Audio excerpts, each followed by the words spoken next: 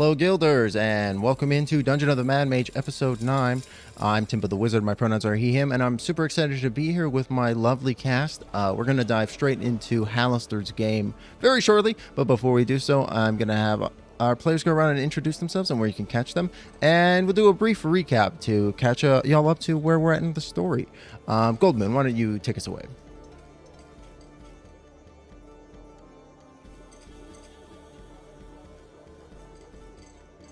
Oh, I'm sorry, Goldmoon. Give me one moment. There we are. Apologies for that. Goldmoon, take us away. Hello, I'm Goldmoon. I use she, her pronouns, and I will be playing the lovable goblin Gobloidus, or Bloidus, as he's known by his friends. He uses he, him pronouns, and he's a little sewer dweller. Beautiful. Next, we have Hex.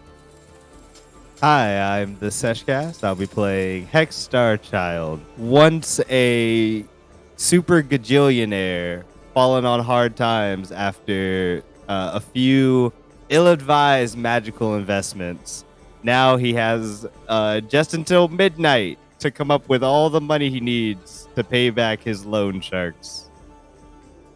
Oh no! What did he invest in that went so poorly? Well, there was this fancy towel that was enchanted with a prestidigitation, but so many people just can know it that the towel kind of became a little useless. There was a cloak that looks like any cloak you want, but it just looks like it. It does nothing else but looks like any other cloak. A towel that just has prestidigitation on it? Sounds like a sham. Wow. Oh my god. All right. That's real good. Well, that's it for me, go on guys. the long journey everybody to get have to fun. I think that we've peaked. I'm not really sure if we're gonna be able to. Yeah, like we're gonna have to. We might as well just end it here. Just somebody clip that, and we're good for today. All right, that's the show, everybody. Thank you so much, everybody, for coming out. Okay. All right. Next is going to be Mish. I'm sorry. I am MishroomSoup. I'm struggling. Oh god, I'm sorry. Today's been a really laughy day, so I'm just extra silly. Anyway, MishroomSoup. I'm going to be playing Melkiel Dryur. He is here to serve all of your dairy-based needs and also heal you because healing starts at the bones. Amazing. That's a great slogan. I'm gonna put that on all the little milk bottles now. I'm gonna put that on a mug. Yeah, that's going on a mug. Could you write that down and send that to me for real though? Okay. And next we have Werewolf. Hello. My name is Wherewolfbf. I use they them pronouns, and I am playing Henrietta Alumax, the last of her line. She uses she they pronouns.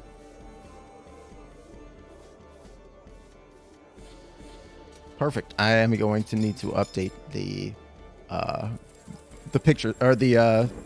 Oh, does it say she her on It does there? say she her on there, so I'm gonna need to That's update okay. that She her's okay. It's all a vibe. She knows what she's about. I use she for her like 90% of the time, so that's fine. Amazing. So Mish, actually, I believe you wanted to do the recap, right? Yes. So, there we were, Goblintown. You wouldn't believe it, but it was very great. It was beautiful. There were goblins everywhere. It was beautiful, depending on your perspective. There were rat stands. There were fried rat stands. There were a number of fine establishments. Piss Pot Tavern, for one. You know, you can't forget it. But there was also a fighting pit, and we kind of shopped around for a little bit. We looked at some of the fights. Gobloidus and Hex got absolutely smashed in the piss pot, and they let in a big song. And Henrietta went to fight in the pit, but before we saw an absolute fantastic NPC whose name we should never forget, Nathaniel Delaware Fastivius Diurnob the Third. Beautiful NPC name, but he won. It was a totally fair fight. Everybody would agree. And then after that fight, Henrietta fought Gabo, the slime man. Again, totally fair fight. Everybody would agree. Wiped the floor with that man. It was fantastic. Hex was the referee, but that had nothing to do with the completely fair fight and us winning. We met Yek, because the leader of Goblintown, a beautiful 100% authentic human. And there was I almost said hairless again. There was a beardless dwarf that our cursed man was looking for. We'll run into him later through shenanigans, probably. And we also got the tablet for Goblinda, and we're going to be the reclaimers to try and help some goblins get to safety. And I think I hit all the notes, all the points. Yes, the only thing that I think that I can really think that was left off was that while you were on your way to speak to Yek, a squadron of hobgoblin individuals bearing banners of an individual who you came to know was Azrock came into the Goblin Town and attempted to get some recruits going for his war campaign that was happening on the next floor down below. And you also picked up that Yek and this individual have a strained relationship as well. Like exes. Melkiel might think that. Yes, I've seen this before. Yes, so y'all were just leaving Yek's small little throne room with the beardless goblin in tow. Gobloidus, you are clutching the eye of what you now to know to be the eye of Goblinda, this female goblin eye that appears to be smiling, as it were, right? The corners of it are kind of upturned in the way they would be if the individual was smiling. As you're kind of like looking down at it, you would swear for a moment it winks at you as you're like walking out. Oh! Blush. Amazing. So yeah, y'all are back in the goblin market proper. The two larger goblins like kind of look at y'all and kind of nod knowingly as y'all make your way back out. What do you do next? Well, we can either try to rest or we could move on. We have company now.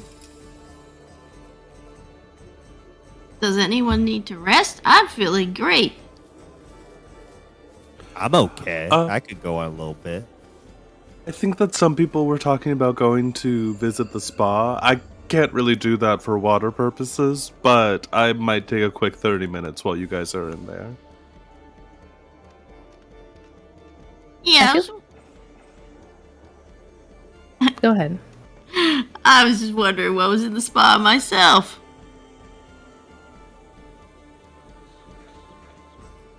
And Henrietta, I feel like they have to have something. I don't think everything has to be water based.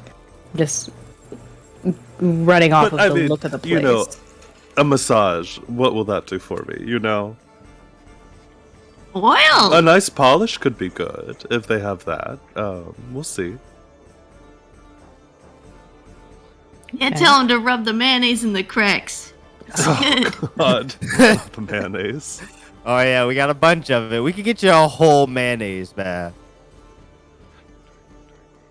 I'm actually so okay on mayonnaise. I do know that we can make a large amount of it now, but you know, sort of giving a solution to a problem I didn't have.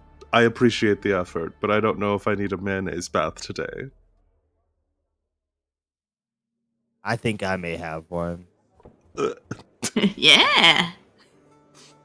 a passing goblin who's over here with your conversation looks at both you and Hex, both Gobloidus and Hex, and goes, "Yeah, treat yourself to that mayonnaise bath." Ah, see, this goblin does. He gets it. So they do That's- have it. It's a service they just provide, sort of vanilla. You don't even have to bring your own mayonnaise. Wow. Wow. So fancy. I have a feeling I'll need the jar for wine, actually. Oh, I like that too. Maybe you can mix it together. No. Oh god, Bloodus is bringing the fancy to a whole nother level. Is the excess mayo in your bone bag? Maybe. What are we doing with the gallon that's already been produced? Sometimes it is in the bone bag. Okay. It's good for the bones, I promise. I'll take your word for it.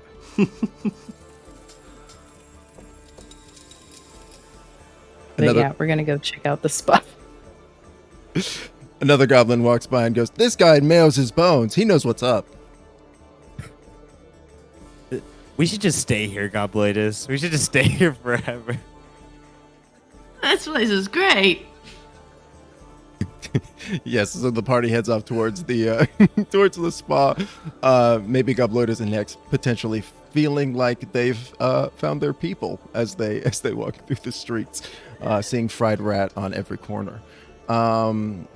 Yeah, so y'all make it towards the spa. It is a 2-story structure that's kind of like been almost like ramshackly crafted into the side of this kind of chamber that y'all are in, and it has these scrap metal walls that have been put up very hastily and erected. And you all head on in. You see that there is a short little goblin with a bright pink mohawk on their head. She is sitting at the counter, and she goes, "Yes, how can I help you?" We just want to know a list of the services. Also wanted to see if you could do anything for my friend here. Like what spa services would you happen to have? Yes. Well, we do offer a variety of different baths of different flavors, if you will. Our most prominent and popular variety is, of course, mayonnaise. But if you so wish, I knew it. but if you so wish, you can, of course, get another classic and deeply popular one. This was the most popular before mayo was a trash bath. They can't get enough of that. We also naturally have a mud bath if you're looking for something a little bit earthier. And we also have a sewage bath as well. If you're looking for something a little bit more alcoholic, I'll just be blunt. We also offer a beer bath too. It's all so good. This is heaven. Melkiel just his eyes glaze over, and it's almost like he has the customer service smile because he wants to be polite, and he just kind of stiffly turns slowly to Henrietta, and it's just like, actually, I think I'll be joining you with that nap. The two of you have fun, however. I'm going to leave immediately. And he just takes the alchemy jug, and leaves. And I'll follow you in a second, but is there an inn around here somewhere we might be able to find a bed or two for the night? Oh yes. Yek actually had said that in addition to y'all joining as the Reclaimers of Linda, right, and the money that y'all kind of are now owed by the town in general, you can stay the night at basically in the guarded area of the town where Yek sleeps in, and the rest of of his inner circle, basically. We're Goblintown rich. Well, then I think Woo! I'll probably head over that direction. Does that make sense for Mel too? Yes. Okay. Yeah, perfect. Y'all kind of head in towards that back corridor that had been pointed out to you. At first, as you get there, like they are a little bit suspect of you, but then somebody gives them the go ahead, and you head on back. It's it's fairly basic, like the rest of Goblintown is, but it's a little bit nicer. Like you see that instead of bedrolls, there are actual like bed frames that seems to have been scavenged from other parts of the dungeon, where like not mattresses, but like more downy material than just the bedrolls that you've seen lay on them, and they're actually quite a bit more comfortable. Oh, nice. Perfect. I'm gonna settle down for a short rest. I don't know what you are up to. Melkiel is going to, first off, this jar is making wine. And First things first. yeah, immediate point of order. He's just going to flop on the bed, and I don't know, I know Henrietta doesn't like eat or drink by like traditional means, but I definitely feel like they would have a tea together. You know what I mean? Oh, yeah. Henrietta, I think we've kind of established she does have a function for, like, being socially. Because, you know, the whole cheese thing, and Yeah. she does host all these parties. It's just, like, she doesn't really get, like, attrition from, you know. Yeah. But she would happily join you for a glass of wine or a tea. I think that'd be lovely. Yeah, Mel will definitely do that, and he's just like, I don't know what I'm doing here anymore.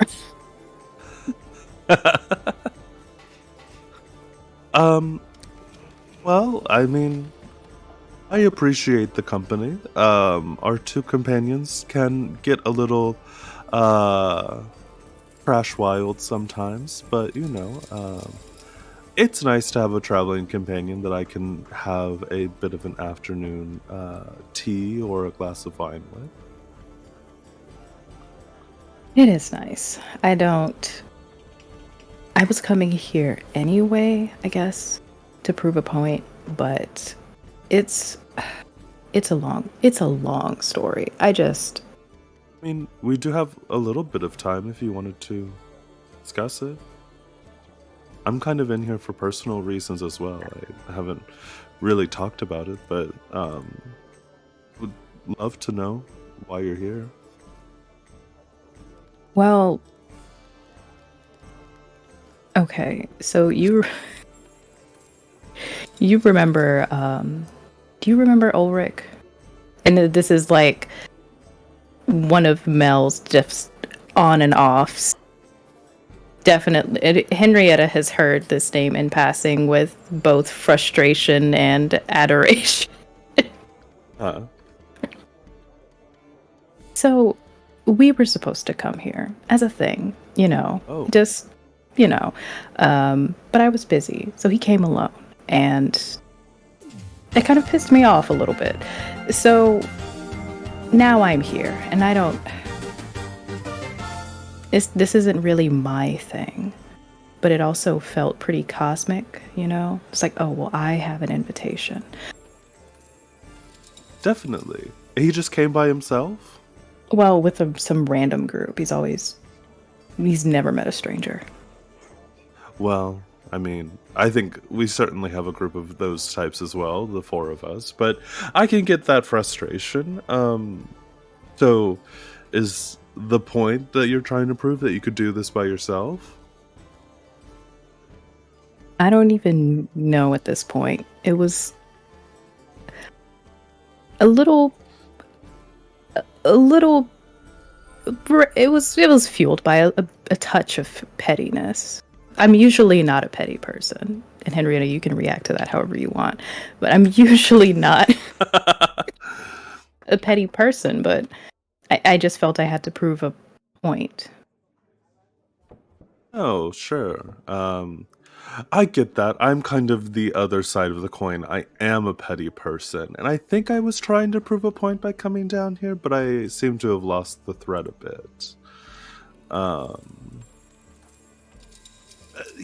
I think at a certain point we are here underground, and we can kind of. I'll be so honest with you. Kept thinking about how nice it would be to leave when the sword got stuck to Gobloidus. And the entire time we were debating about it, I don't know if we can now. Or I don't know if something's going to go wrong. The voice that keeps kind of taunting us, I don't know how he would feel if we tried to leave. Because I've had a similar thought of like, well, I mean, I'm down here for some reason. Do I want to keep doing this? And then I was like, I don't know. I feel like I want to talk about it with everyone before I even try and push that boundary of like, could we leave?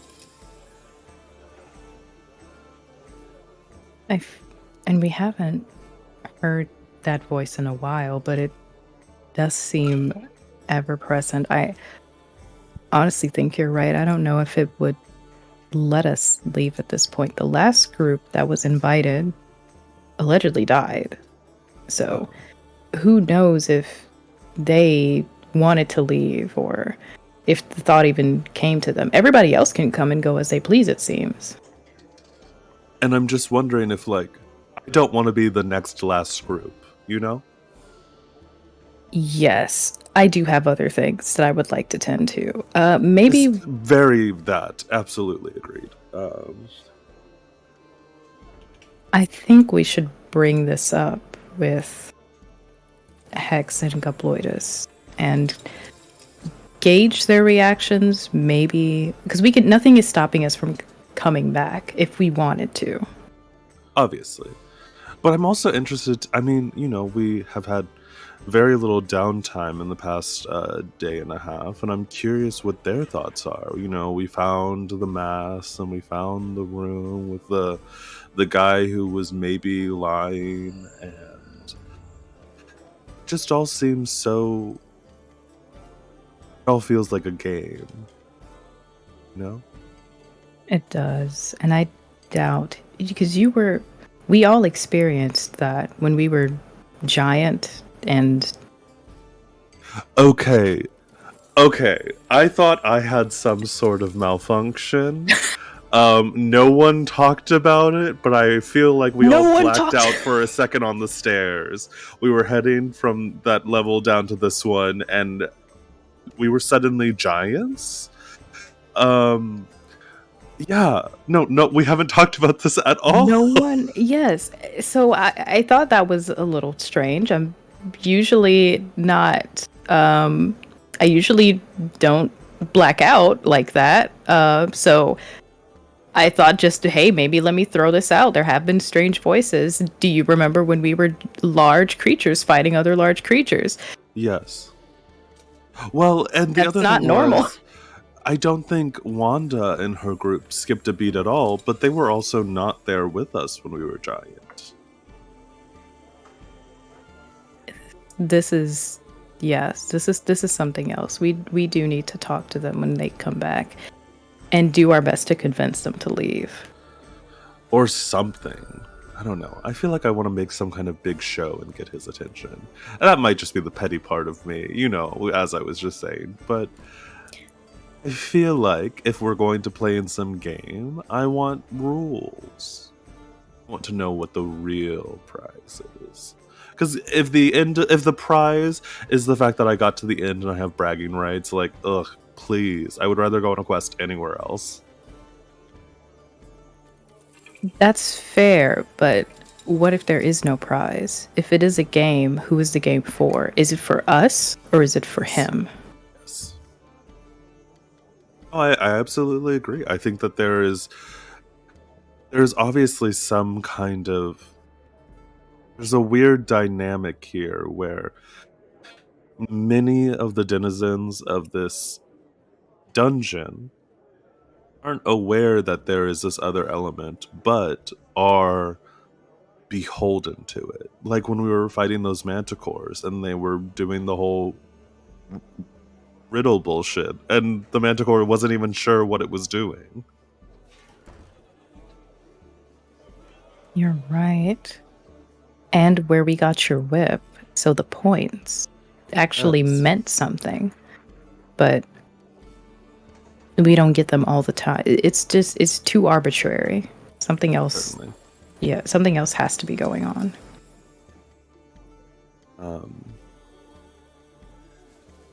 No, I appreciate that we took this moment because I felt that I was losing my mind a little bit here in this dungeon. But it's good to know that, there are similar thoughts floating around. I'm losing my mind in this town. We have to leave.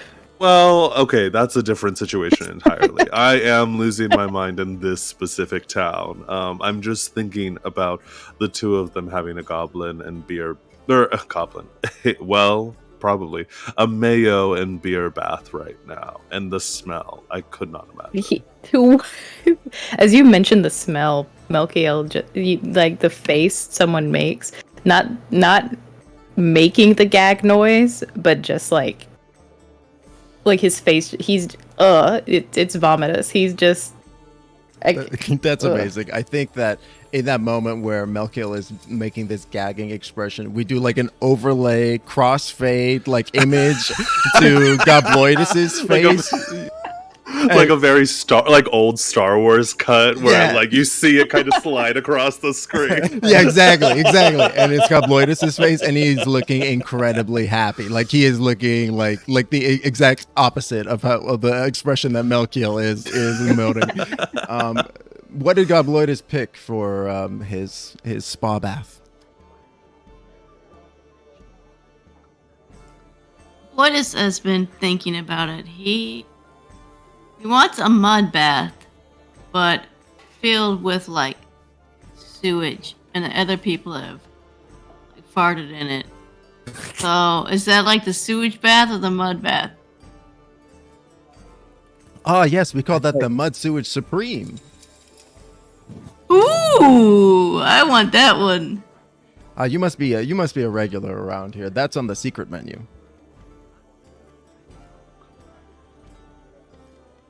Yes, perfect. This is the best. Yeah, so Gobloidus is like neck deep in mud sewage. It is gently carbonating like around him, and is bubbling like small bubbles of methane and other noxious, unctuous gases are floating upwards.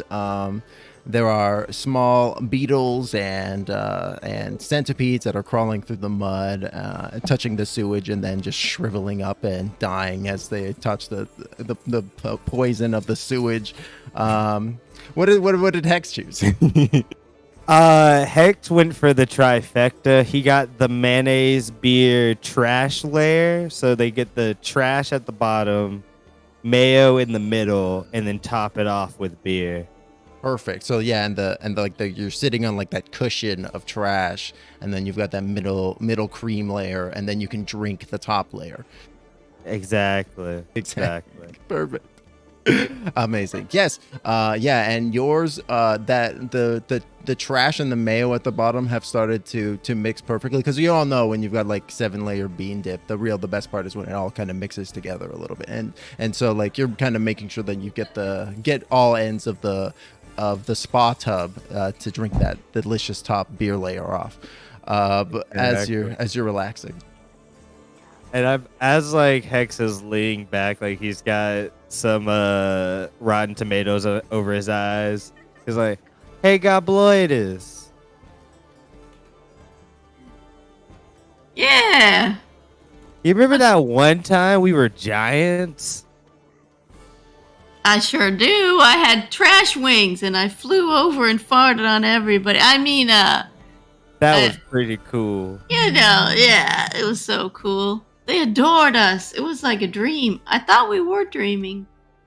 No, I was pretty sure that was real. This dungeon is awesome. I love it here. and I got so much stuff to do. I got so many people I gotta meet lower in the dungeon. Oh, We gotta yeah? we gotta go meet that guy who knows a little bit more about the next layer of the dungeon while we're in Goblintown. Oh, yeah. Who's that? Oh, it's one of my friends. Trash Mayo Beer Bath. Ah, sounds like a great fellow. Yeah, he's a resident here in Goblintown. Who are you looking for today? Your son, your daughter, your cousin, your mathematical teacher? No, no, no, no. I'm right now. I'm just here relaxing. You know, me being all I'm so broke because we spent all my money and we haven't gotten paid. I know. What's up with these cheapskates? I mean, all of this is nice, but they took all of our money. It's true. This might be some sort of scam. Gobloidus. They also took that necklace that I needed to give to someone, and I think me and you and the other two, if we talk them into it, may have to rob them. Someone took your necklace? Yeah, no problem. I'll slide it right out of there. They won't notice a damn thing. Sorry, just Okay. just want to cut it real quick. I think that you got the necklace back and the coffer. Oh, I got the necklace back. Okay. Yeah, And that was part of y'all joining the Reclaimers, was that you got, because Melkiel had worked a very sweet deal for y'all to join the Reclaimers, get the money back, or get the necklace and the coffer back, and the amount of money that you had put into it, and then you could also use their facilities here too. Okay. So like as Hex takes out all that stuff that we just established that he has back. Yeah, we may have to rob them to get, let's see, a coffer that looks like this, a necklace that looks like this, all this gold. Yeah, we may have to rob them. Oh, it looks like that, you say? Huh. Yeah, let's get it. Wait a second. He double takes it all this stuff. Never mind. We don't have to rob them today, Gobloidus. But let's keep that on the back burner. Let's put that as like plan C. Yeah, sounds great. Oh, this mud is so good. It is. It's so nice. Gobloidus, I did want to ask you a question though. What brings you down this deep into the dungeon? Look around. This is heaven. I mean, this is more than I could ever ask for. But I came down to, look for treasure, to find adventure, and boy, it hasn't disappointed. You know what? You're right. See, this is why I love adventuring you, Gobloidus. You always see the great things in life. Exactly. Savor the worst things in life. It's my motto. You want some of this trash mayonnaise? Oh, hell yeah. Throw it in this mud. Look at that centipede. It's shriveled AF. Oh my gosh, I'm gonna eat it. Yeah! Oh my god, this one came pre-boned. Amazing. I feel like when as Gobloidus and Hex were like savor the worst things in life, there's just like y'all both have like champagne flutes filled with like garbage juice which you dink and then drink. Incredible. Yeah, y'all have an amazing and relaxing soak. Y'all feel rejuvenated, not just on the physical skin level, but also on a cellular level. As y'all emerge an hour or so later. Same with Melkiel and Henrietta. What kind of wine do you think that the jug produced for y'all? Oh, that's a good question. Mel, do you have any kind of cheese on you? Silly question, I know. I was about to say, yeah, Mel just kind of lifts an eyebrow and just kind of gives like a small smirk, like, who am I, if not? But yeah, he's just gonna go ahead and produce like a whole ass charcuterie board. And I Just feel like the wine will pair cream. nicely with that. Some kind of nice, like Riesling or something. Yes, and he's also giving Matcha treats because she's been so good. She hasn't run off and gone into any of. She got to be a little nasty, but he's cleaned her off and he's now giving her snacks. It's like you're your baby, so it's fine. But you still listened and you came back. That's okay. Yeah. Do you? What's Matcha's favorite treat? Do you think? Oh gosh, so I think honeycombs would be Matcha's favorite treat. That's real good. So cute. I love that. Yeah, you like throw a honeycomb into the air and Matcha jumps up very playfully and snaps it out of the air, chowing down on it. You notice that like as you've gone down to this floor, Matcha does look maybe a little bit bigger. Oh, she's growing. She's a growing girl. He's just gonna like scritch her scales and just give her rubs and pats. Actually, while we're hanging out here chatting and having a little moment, I think I'll cast Find Familiar for the first time. Ooh. So I'll ritual cast this. But as we're talking, having a good time, and like Henrietta, just because I think it's fun, kind of dabs a little bit of jam and starts like drawing out a little sigil. And does the spell Find Familiar. And you hear a sound of like a little bit of a hiss and like a popping noise.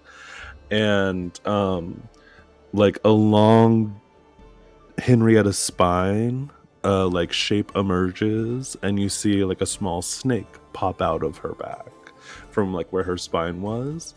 And Henrietta's familiar is a like viper that is also mechanical as she is. And she looks at it and goes, lovely little friend for a beautiful charcuterie. I think I'll name you Bree. Amazing. Yeah, And- Bree snakes around your hand and kind of comes up to the to your to the front of your or to the back of your hand and like looks you in the eye, and you see like the kind of iris of it like mechanically dilate as it like looks at you and kind of takes in your form before it hisses. You almost get like the sense like it approvingly at you, and then it kind of like wraps itself kind of adoringly around your forearm. Perfect. She is same kind of coloration, like white, with like brass accents, and has like the same sort of blue light within her that Henrietta has, and she's just adorable. Has Mel ever seen Henrietta do that before? Because they've been on a few adventures together. This is the very first time I am summoning my familiar. And Mel his eyebrows lift and he's just like, oh, is that something you recently learned? That's incredible. Yes, she's a new one. I was so excited. Well, you have matcha, and there's latte, and and of course, how could I forget the beautiful pet that Gobloidus has, that cranial rat. I don't wish to hold him, but I do find him terribly interesting. And I thought I might get myself a pet. And so this is my new familiar. Thought a snake would be fun. I'm fairly agile around the battlefield, so it felt like I should have a familiar who is the same. Very true. Matcha's she's definitely here to help out if any of us get, very hurt, but having something to help do hurt, that's incredible. She's beautiful. Thank you. I had no idea what she was going to be. I was like, I just whatever happens to come along. So a snake, that's an interesting one. Lovely. Yeah. Mel, as you mentioned, Matcha's very busy consuming the honeycomb that you've put out for her. But as you say her name, she like barks in that kind of dinosaur way, very like like in a like happy way that like she's like, I don't know what you're saying, but I know my name. You said it. Oh my god, she's so cute. He's just like, I can't wait until her feathers come in. I'm so excited. She's growing so fast.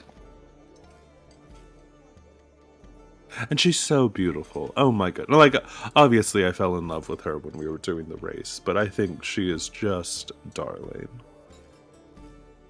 I'm very thankful for these younger years where I can train her and get her used to the field. Eventually, when she gets older, I don't think I would be able to take her with me nearly as often, especially not in places like this. Certainly. Well, maybe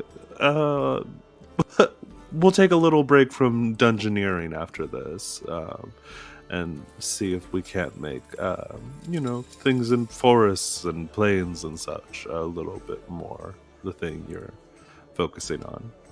That would be great if we could just finish what we're doing and get out of here as quickly as possible. Certainly.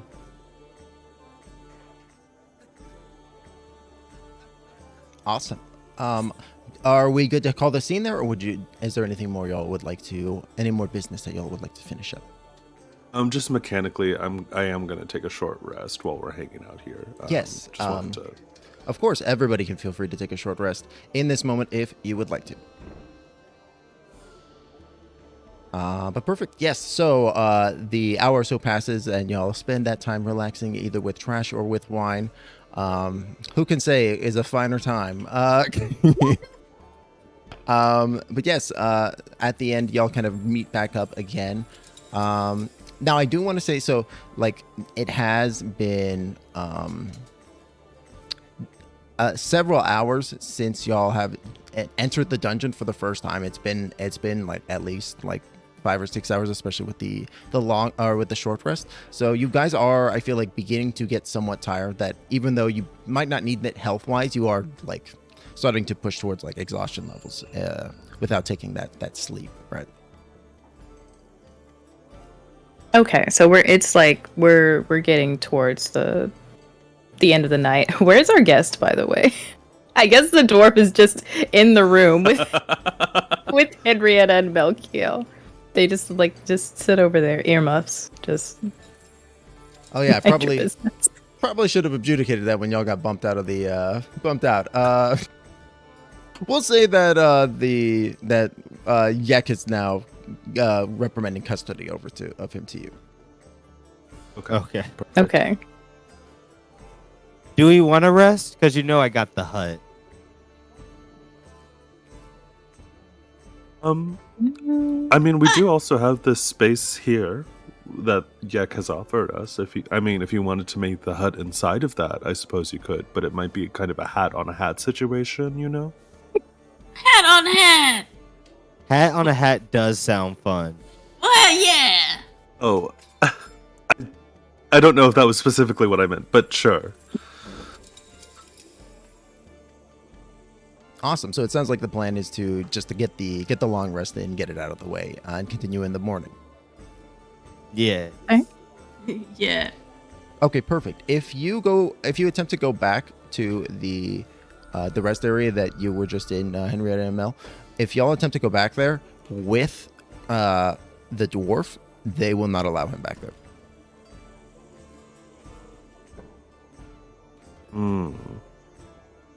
I mean, is there another room we can put him in? Just maybe him specifically, because I would like to sleep in a bed that you guys can guard. Yeah, I mean, we can put him up in the inn. Okay, yeah. Like, just don't beat him up. You can watch him sleep for all I care, but...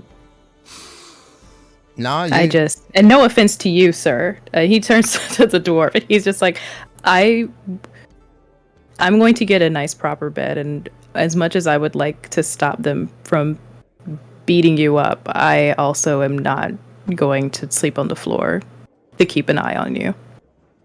Icon. He hasn't really said very much to you all. He's kind of been sheepishly looking at the floor. Like, he recognizes that he is indebted to you, so he's kind of been with you for the moment, but he's not really saying very much. I think we're all in agreement. Copper? Is that your name? When you say that, he does look straight at you and he says, How could you know me name? Do you know a The man? Muffin Man. The Muffin I resisted Man. so hard. Certainly. Goodness. I'm personally running short on his name, but he's a cleric of Joaquin. Are you familiar at all? I don't know what you're talking about. You don't at all? Not at all. Insight. Yeah, Insight. Anybody can feel free to make Yeah, an I'll insight Absolutely. insight that. Absolutely not. Yeah, you're no. 22. I Is he will. But I'm also planning on eating his brain in a moment. Is he gonna roll deception on us? He is going to roll deception. He Everybody rolls can, a 2. all right, everybody can feel free to make this insight check. Gobloidus, even with your 3, Gobloidus, you believe the dwarf. You don't. You're also maybe a little hammered at this point, so you don't really pick up on any falsehoods from the individual. But everybody else, Henrietta, Melkiel, and Hex, the 3 of y'all clearly see the telltale signs that he is lying. A tracer, cursory bead of sweat rolls down his face. You see his like eye twitch kind of like fearfully as you mention the name Halthgark. You can see he clearly recognizes right. the name. Listen, I have no beef with you personally. I'm just kind of updating you on the situation. In case you felt like running away from the inn or whatever, there is a man who wants to kill you. He's not currently on this level of the dungeon, just so you know. But he can find you. Could for wherever you sure go. find you if he wanted to. He could smell you right now. Yes, he knew you were here, and we had to go deeper. He decided to pursue something else, but he knows where you are. He knows where you will be, and we would like him to not. I would personally like him to not kill you, not for you, but for him. Do believe he was going after another one of your party members upstairs. This No, dwarf seems Totally upstanding. sure. It might have been Kellum. You should have saw what he did to some big old ogres earlier. During awful this to see. time while we're like talking to him, I want to instill some words of terror into him. I want to try and scare this dude a little bit into not running away or pulling any kind of nonsense. He needs to make a wisdom Guidance. Whoever who needs it, who wants it. Okay, he's gonna make a whiz save.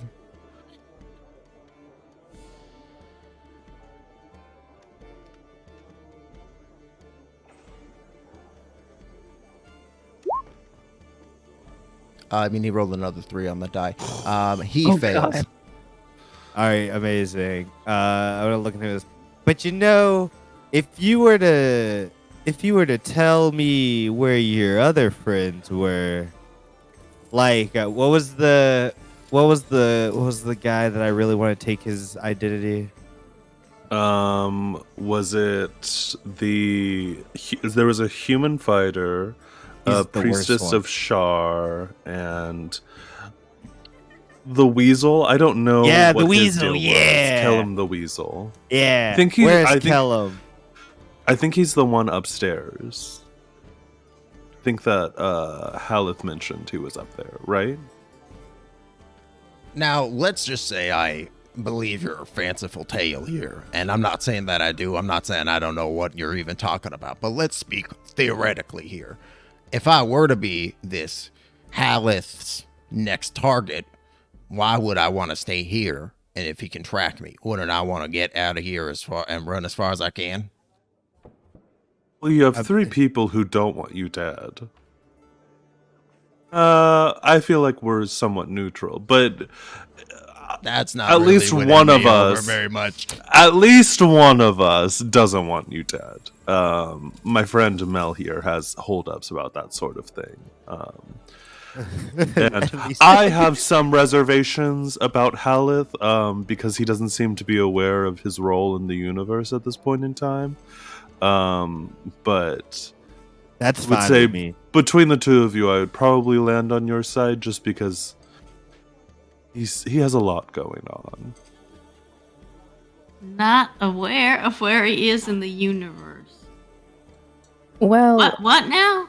so he's.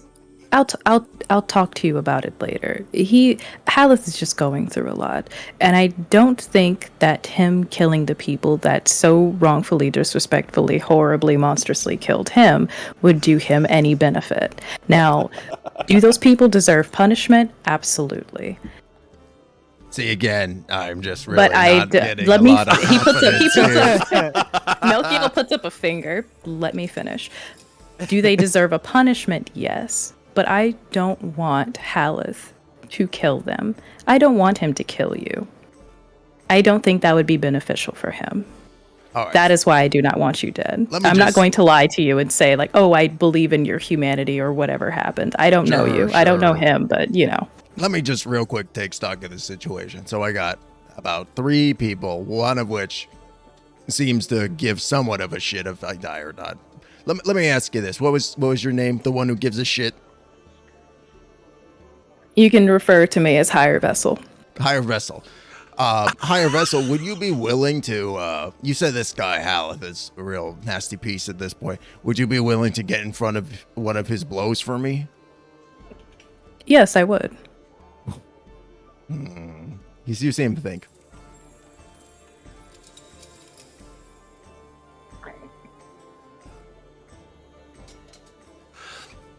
Why does he want to kill you?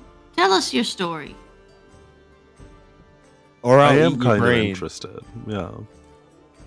Melis looks at Hex. I mean, I did promise that I'd help him get his revenge, so there is a clear conflict of interest here. I do get that. You don't. So right, I'm going to say this as respectfully as possible. You just had a spa day. You don't I get. mean, You don't. No, you don't. So on this one right now, no. I made a promise. I gotta keep him. Okay. Well, do you Promise do you to whom? To our Revenant friend. Well, Again, not. You know, I appreciate what you're trying to do for me, and I appreciate what you did for me in the room with the human named Yak or whatever. When they were beating my ass. I think I'm gonna. And he kind of gestures behind him, and he starts to like step backwards, like away from y'all, and he. I'm gonna read his brain. I didn't need to read his brain then. Sure, his brain feels like he wants to fucking run away. All right. That's on the surface. I look. I go. Okay. He is going to try to run away. That's fair. I'm gonna dive deeper. Maybe. Okay. I'm gonna trip this man. Okay. I mean, the guards are still there, right? Because Mel was like, "Can't you just put him in a room and guard the door?" yeah. Y'all are standing at like the entryway to the back area for sure. And Mel just kind of gestures to the guards, like they're right there. I don't believe I've done anything for, at least since I've been free, to let the guards to grab me, right? I think I'm a free man and I can just leave. He's gonna go ahead and make that dexterity saving throw. Just go ahead and make go ahead and make a attack roll against all right, knocking prone is an athletics versus acrobatics or athletics. So go ahead and make an athletics check there, Henrietta. Could I attack him? I mean, Knock him prone? Yeah, that's kind of what I was thinking that we were doing. You're attempting to knock him Okay, out. because I was like, my athletics is not great, but my attack is. Yeah, because you can replace an attack with an attempt to knock somebody prone or push them 5 feet. Okay, cool. Huh. Didn't answer my question. That means he's sus. A 24. Oh man, I don't even think with this dex he's gonna be able to beat a 24. No, he does not. Yeah, you. What does it look like as Henrietta trips him? I think he starts like going back towards the door, and Henrietta takes her new whip and just like catches his ankle and trips him. Just like, listen, we're being genteel here. We're having a conversation, and it's incredibly rude to turn your back on someone while they're talking.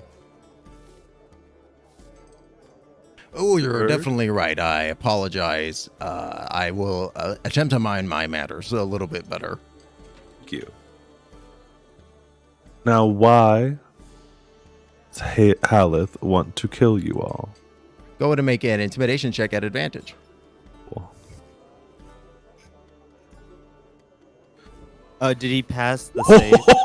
He did not. He failed. Also, the crit. Okay, so like while so we'll play both these things out simultaneously. So while you're like this very scary robot lady like leaning down into this shaved dwarf's face, Hex, your spell like dives deeper into his mind, and Henrietta's questioning has really focused the dwarf's memories to a almost like a slideshow-esque information dump. And as you watch, you see from the dwarf's perspective, from Copper's perspective, you see the group of the fine fellows of Daggerford. You see Halethgark, still alive, the half-elf in his clerical vestments. You see a woman, a female, also wearing priestly vestments, although there may be like a little bit more scandalous than the other than Haleth's clothing. You recognize she must be Midna, the priestess of Shar. And then finally, you also see, of course, you see a weedy kind of stocky fellow, very thin and sallow faced, wearing roguish clothes. And then the final individual you see, kind of the leader of the bunch, you see is Rex the Hammer standing there, a kind of like balding humanoid with kind of like that the monk kind of style haircut, right? Where of like very classic, and he has a large hammer that he's kind of like leaning against. And you see Joaquin arguing with the group. You see him arguing. It's kind of in like that kind of bullet time of like an emotionally charged situation where it's like you're not sure if Copper really kind of saw everything that happened. You kind of get the sense that Copper was kind of standing by the wayside.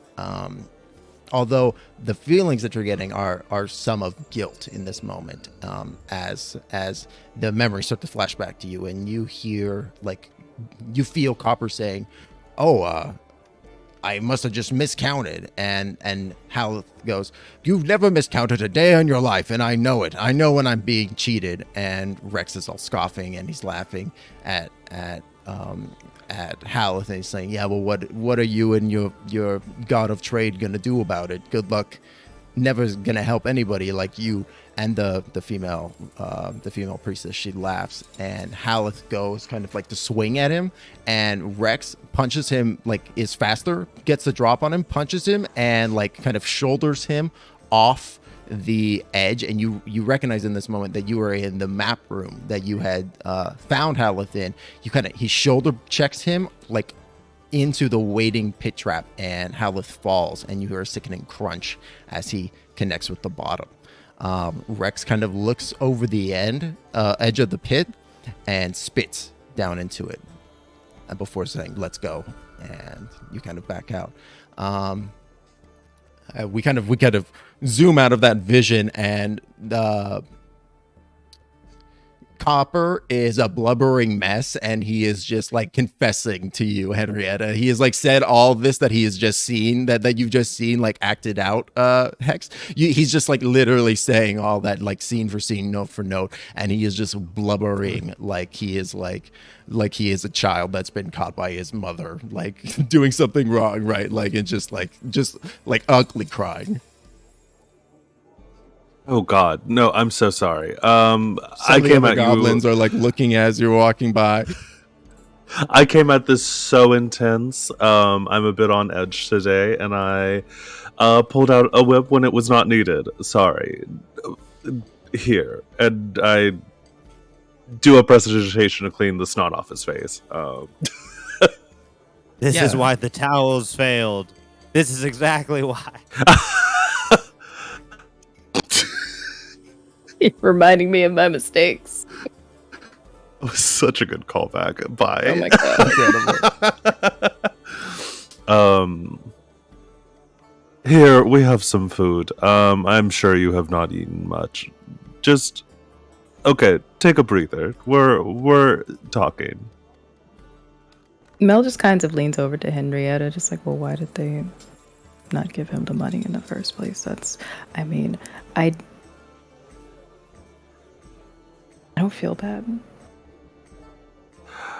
Seems Well, shady. being killed isn't the answer. However, For sure. he should right his wrongs. For sure. I think it's a fixable thing.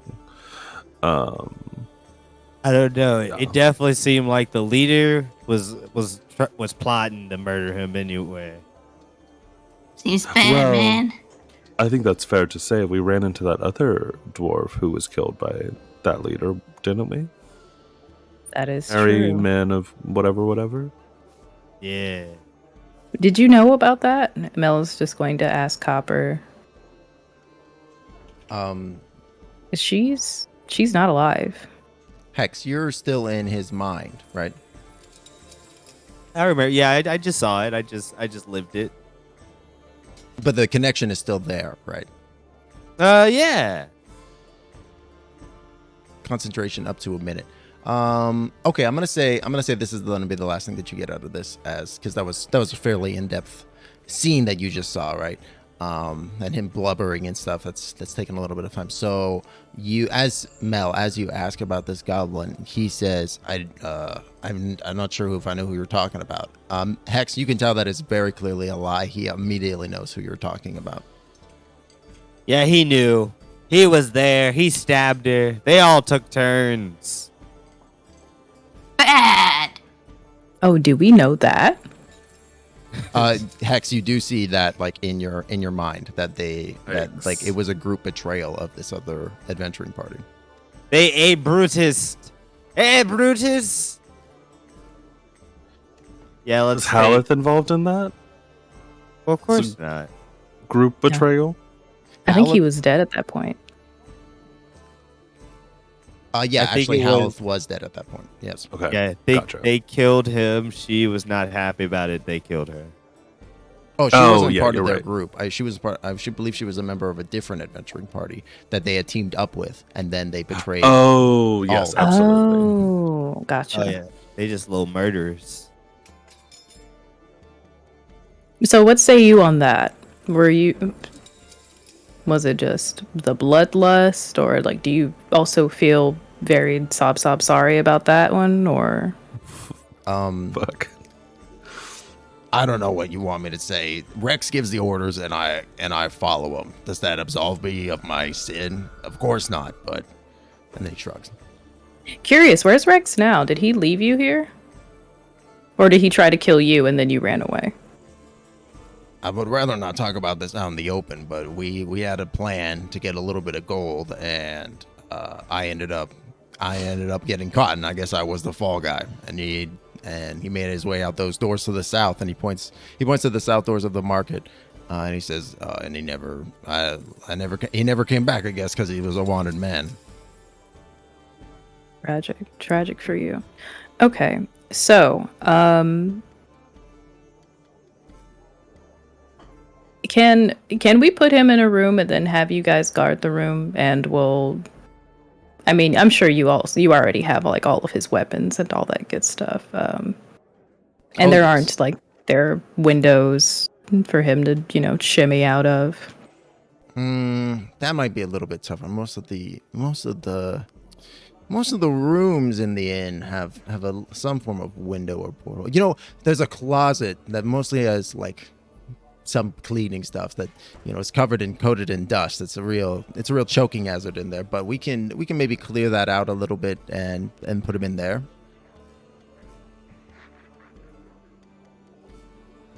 I'm torn. I feel bad. Can I sit the with the hut closet. outside of the closet so the door can't open?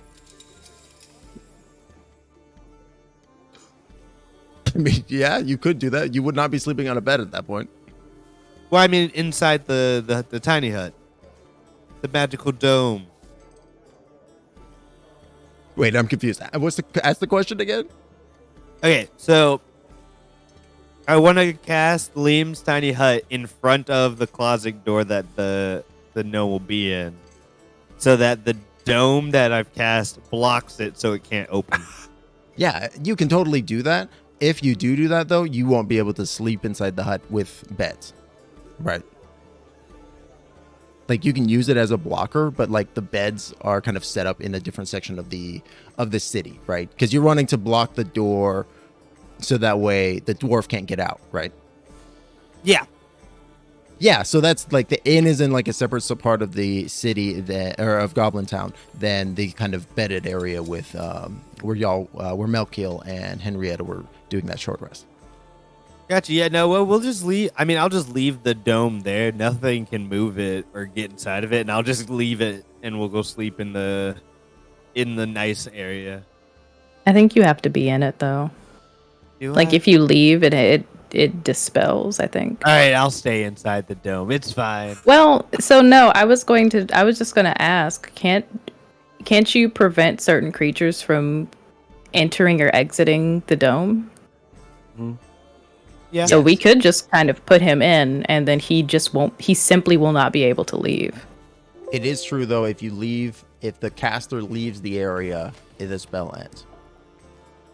Yeah, we'll just be in the dome.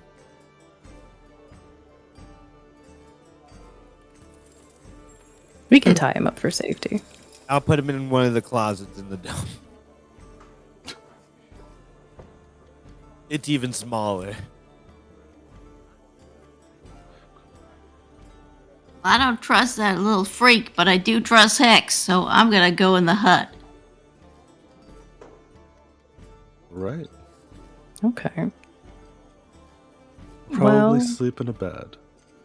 yes, I would also like to sleep in a bed. If I trust the two of you. If he Sure. misbehaves, then don't kill him. Obviously, we're not. That's not how we want. I don't want us to kill him. None of us. But if Yeah, you do have to preferable. defend yourself, then by all means, not the killing, but defending yourself. I feel like I need to point that out. So you set the dome up, blocking the door, correct? I know, we're just gonna go put the dome in any area. Like maybe right outside of the thing and just have him in the dome with us. Oh, okay, gotcha. Yeah, you go and find a small section of the town to have that has like enough room for the tiny hut to be sprung up in. Yeah, okay, great. So let's go ahead and take this moment and we'll go ahead and have our 10-15 minute break. So we'll be back at like the 35 or so some odd minute mark, and then we will continue with the adventure. Woo. Yeah. All right. Yeah. See you soon. Alrighty, stick around, chat. We will be right back.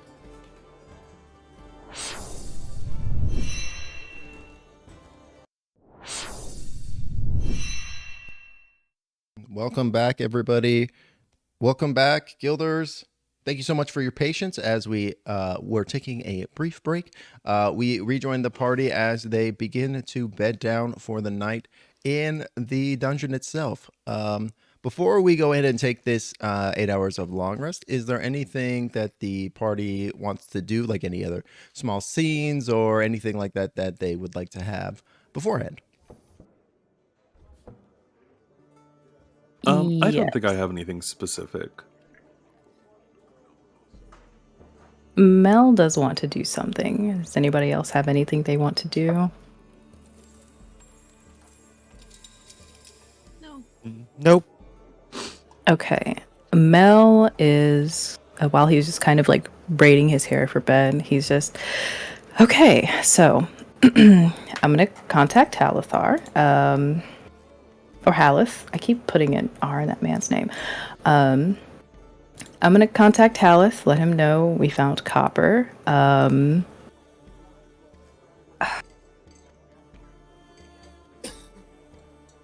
I don't know. Even trying to explain to him in person what he is, it hasn't clicked.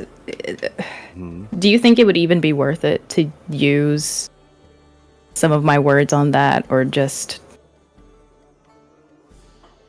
tell him where we are and that we have him? And I don't know. I mean, either way, I think he's going to try and come to our location. Okay. Then Mel is going to use one of his sendings. Okay, I'm always bad at these. 25 words? I know. Trying to think. Halith, this is fuck. Hang on. 4? No. Shit. This is Melkiel. We have found copper. We're in Goblintown, which is one word.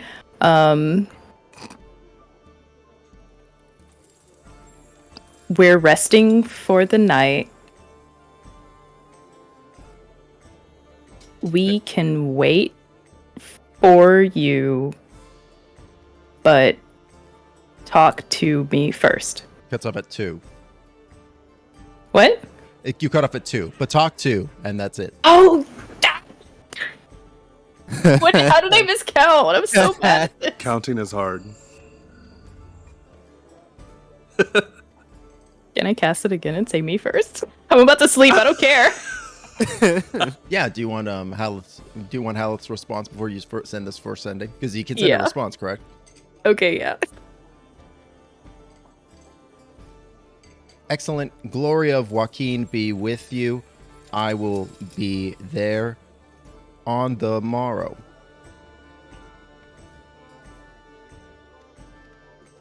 Okay, Mel is he'll just leave it at the fuck no. Ugh. He'll just say, okay, see you then, talk to me first, and leave it at that.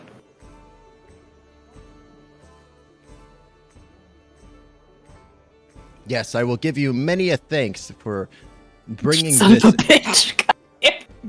this traitorous fiend to my sides.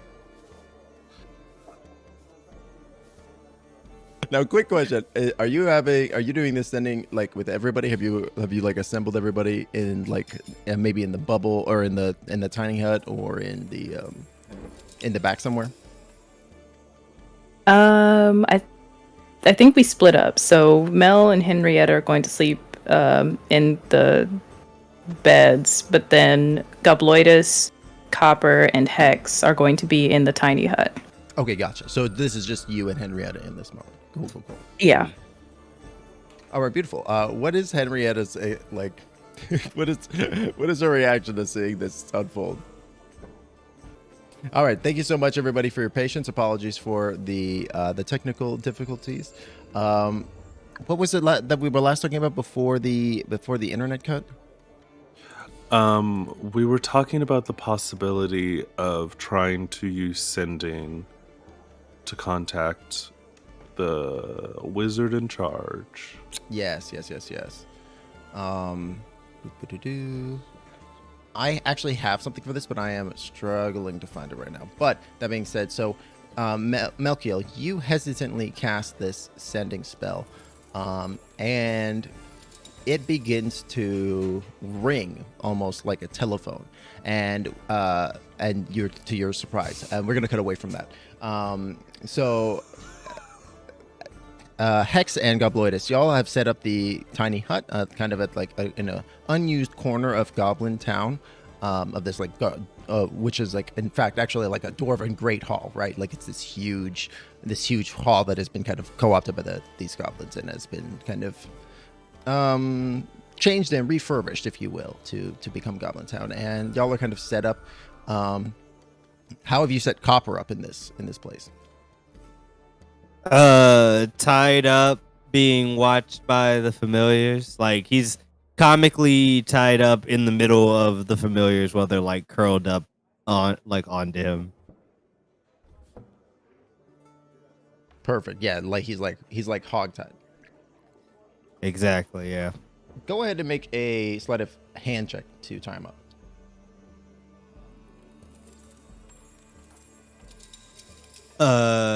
Gobloidus, how's your sleight of hand? Oh, never mind. Mine. That's pretty good. Okay. I could use your help though. I'd be happy to have your help. Yeah, I can help. It's 28. Okay, yeah, you tie him up pretty good, like very nice and securely. You doubt that, like in Gobloidus, he shows you a few knots that he knows that that you didn't know about, and you feel like he is quite secure right now, definitely. Oh, also forgot to mention, thank you, Werewolf, for playing the Streamloots card. Hex, you have a D6 of Bardic Inspiration that you can use at any point during the stream. Sorry, that happened during the first half. Oh, okay, cool. Ooh. So yeah, he is very tied up and together in this moment. And y'all kind of just end up like, do y'all have any brief exchange as y'all bed down with Copper all tied up in kind of this small bubble with you? Gobloidus, you got anything you want to say to him?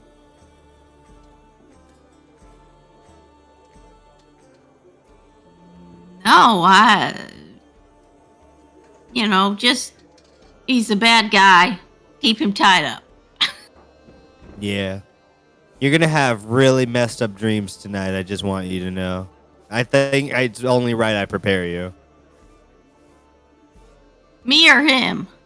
Oh, him. He is.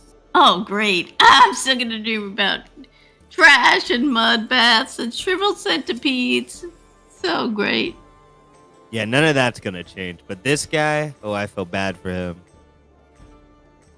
Yeah, he seems like he deserves that revenge. Amazing. All right, awesome. Yeah, so with Copper tied up and Gobloidus and Hex sleeping, cozying into their sacks, they both fall asleep in the hut. We come back over to Melkiel and Henrietta. As like the sending spell, like the best way I can describe it, like rings for a while, and you hear like a click, almost like of a receiver being picked up, and you hear a voice go, like a feminine voice go, "I'm sorry, but the office of Halaster is currently closed and is not available. Please leave a message and a sending to best receive your correspondence, and we will get back to you as soon as possible."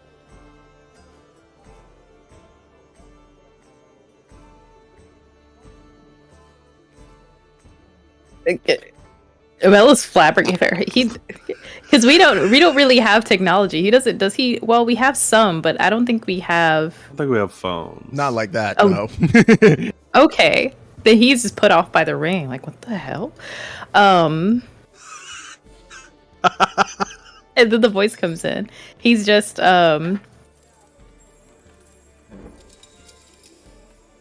hello, gracious host.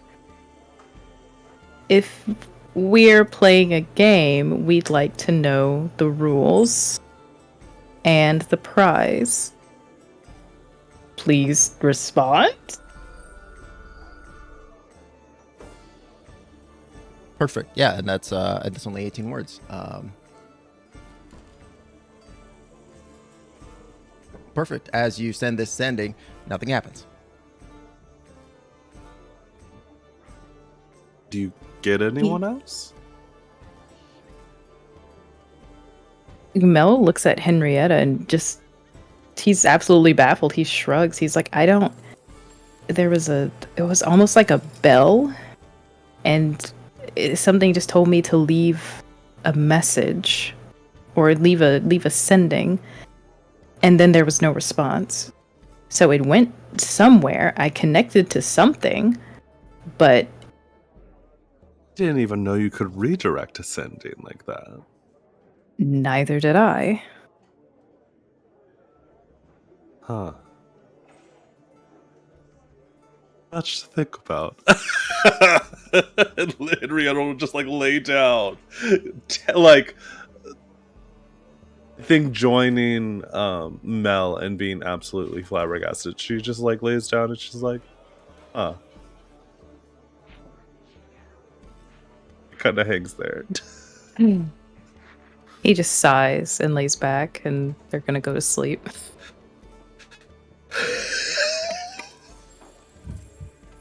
Alrighty, amazing. A few hours pass as y'all are sleeping in your respective little bedrooms. I think Hex and Gobloidus, you kind of hear maybe Copper at one point like wriggle around, like you can hear him trying to like get the bonds off. He makes like a little bit of noise, like he knocks something over, and it goes clattering. And you can hear him trying to get free, but he's unable to do so, as you have tied him very, very tightly. And the night passes uneventfully, and it is maybe not morning. It's kind of difficult to tell like where the sun is, but you get your full 8 hours of rest, and everybody can take the benefits of a long rest. Oh, cheers. Hey. I will need to roll my 2 portents. So, come on. 2 3s, very dangerous.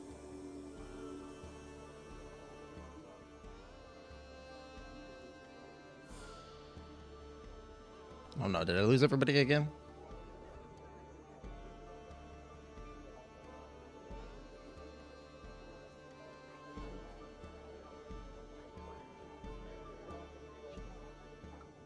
Are you guys still there? Oh, was that me? Hello? Hello? That was all of it. Okay, that might have... Okay, cool. Oh, did I have an issue too? Did we all drop out? Okay. We Yeah. all did. That's what it felt like. Gotta love Here. Discord. I just rolled 2 3s on my portents, so we can make someone else's life hard. Yeah, I was denoting that. I was like, man, that is a couple of dangerous 3s right there for sure.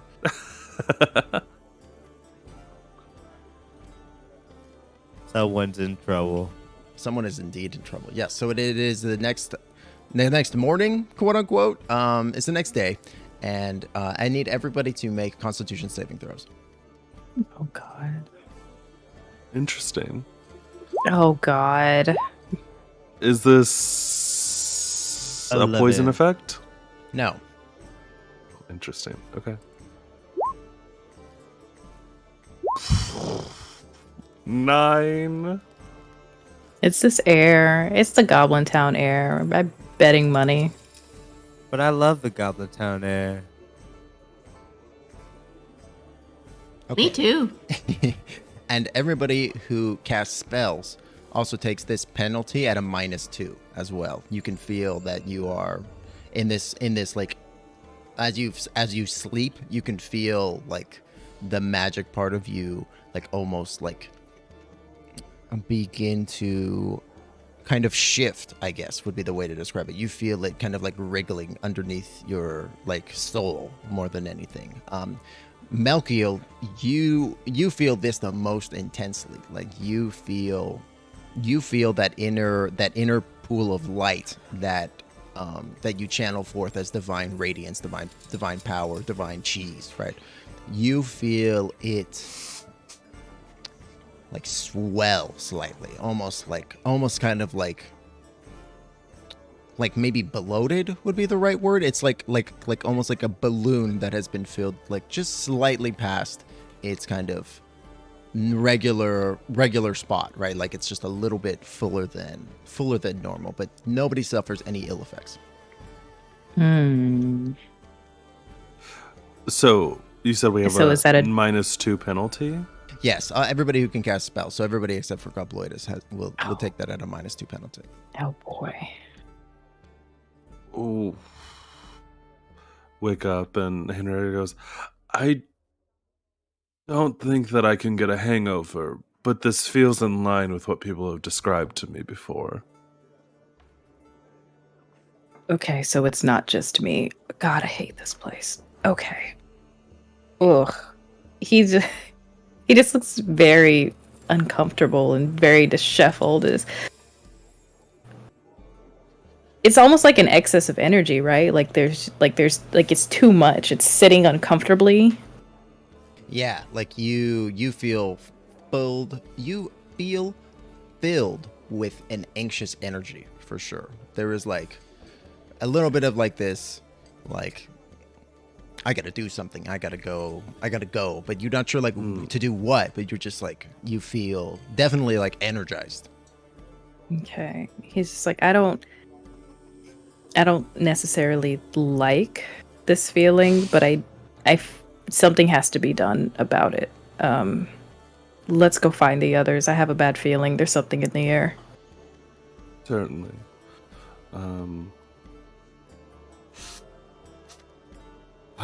This is so curious. I hope we didn't stir up something last night. I mean, among the few things that could have been done.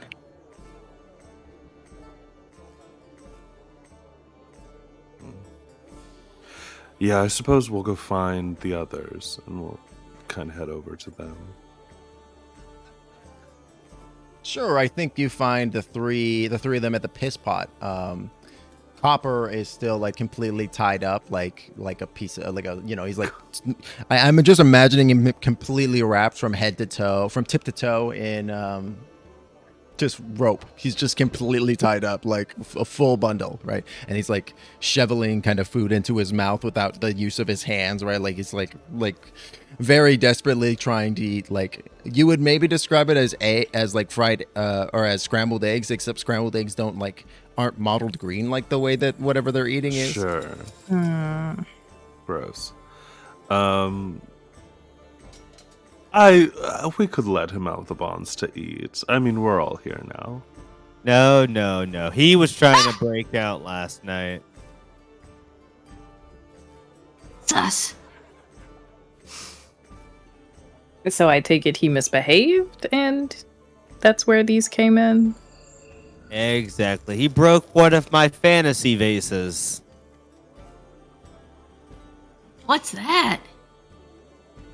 Well, we won't know now because it's broken. Because it's Damn broken, it. definitely. Well, I did let Halaster know. So Aleph. God damn it. I did let Halath know, so he is coming to meet us. I'll melt As you say eggs. that, Copper wait goes. outside. As you say that, Copper. Sorry, not to interrupt you in real life. I'll figure out a system for that. So as you're saying this, right, when you get to saying Copper's on Halif is on his way, Copper interrupts you and he goes, "Wait, you summoned him? You told me he's already got he's got an accent, doesn't he? You told me he's already got an accent target on me back, and now you went ahead and you called him up." Well, it's You- a little more complicated than that, but I guess it Do- does shake out that way. Copper Do you gets to also his remember feet the rest of? and starts hopping away. Like he's tied up still. He's like bunny hopping. He doesn't care. He is trying to get out. I feel like we're reaching a breaking point where we'll have to decide whether we want to deal with Haleth when he tries to kill this man. As a group, we all have to kind of make a choice or make choices. He has I hopped just- out of the piss pot at this point and gone out the flaps and is in the market square. Should we go This- get him? Mel is walking behind him. It just Okay. Yeah, we can follow. because chances are he is going to hop his little ass into Halaster. Yeah. That's what I'm concerned about. We're reaching kind of a tipping point where we have to make a decision. Yeah. Like I said, I already promised I'd help him, so. You stay and eat these eggs then. All right, I'll finish these eggs. Mel just shudders, but goes after Copper. Yeah, Yeah. I'll go after Copper. You're What gonna a- stop him from his hopping. So Melkiel chases after Copper, who is hopped out into this out into the Goblintown proper. What about you, Gobloidus? Are you staying? Are you going with Melkiel? What are you doing?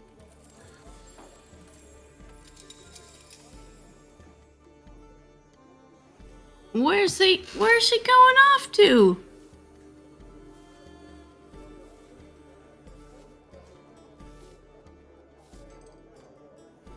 What do you think? Should we stop him? I'll help I- my friends, whatever they're doing. I do think at the very least we should probably stop him before he runs straight into Haleth.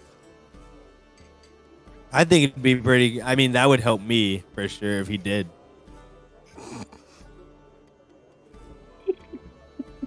Do we see Haleth at all?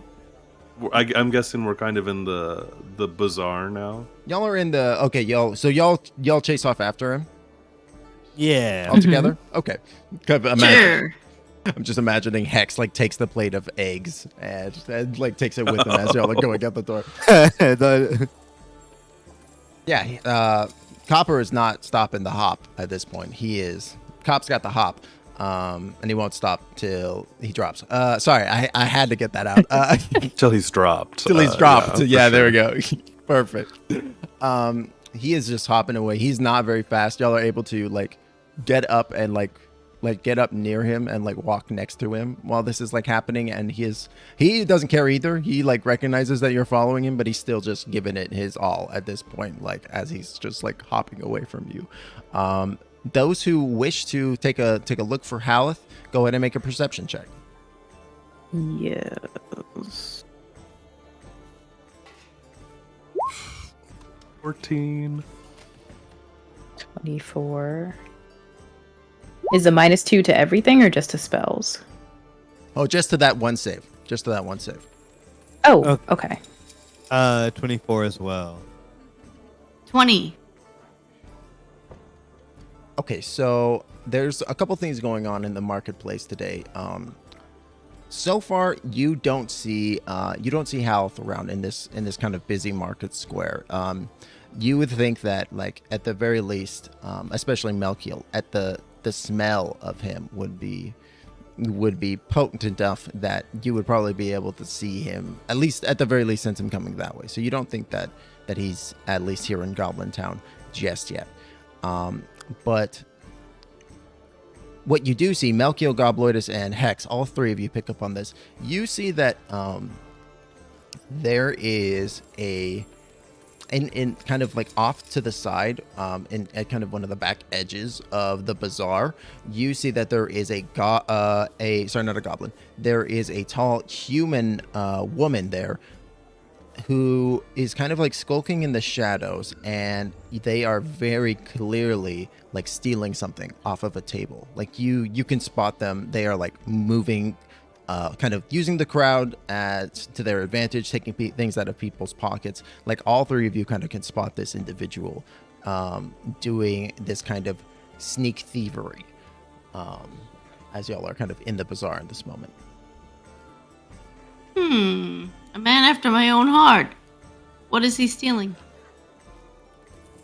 It seems like you watch for a minute or so. It doesn't seem like there's really any pattern to what they're stealing. Like it looks like they're just grabbing anything they can get their hands on. Like you see them steal food, like small knickknacks and trinkets, like just anything really.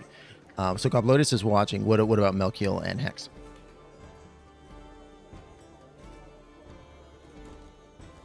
Is she ringing any bells? Like, do we?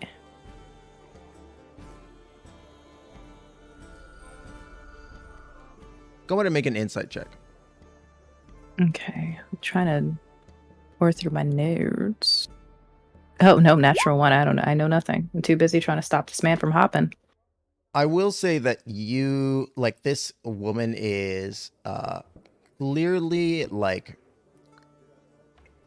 they are clearly wearing like dark, like thievish roguish outfit, right? Like they're dressed in like black leathers and stuff, like and using the shadows very expertly. Like you don't recognize them, but you do recognize like, you know, a thief when you see one, right? Okay. Mel is going to point this out to Henrietta while also trying to like get a hold of the ropes and just. Am I trying to deal with too much today? Should I just leave it or?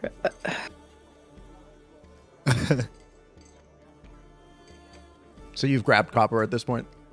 Yeah, and Okay. and just kind of like nodding Henrietta towards like the thief and just being like, I feel like I should do something, but I do have these bouts where I just try to do everything, and I'm very bad at reining that in. For sure. Here's what I'll say. We do have the active problem of Haleth coming to our location right now. And a dwarf who seems intent on being by himself when a revenant is chasing him.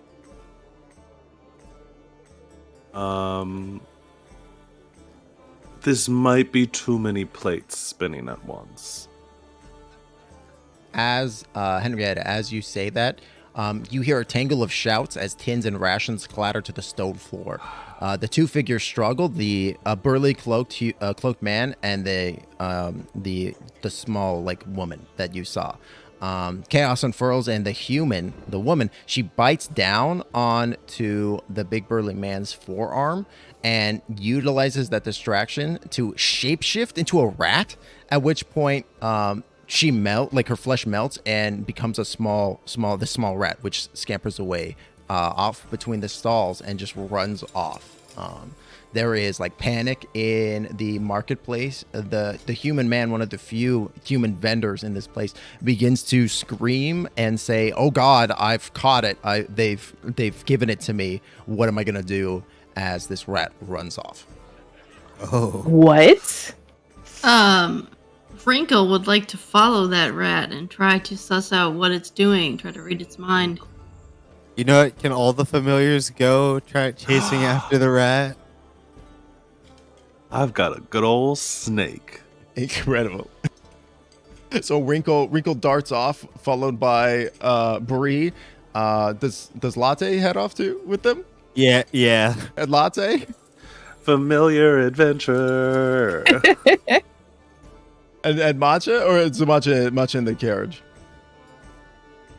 Matcha can go. Mel just kind of sees them all run off, and he's just like, okay, first mission. Go take care of them.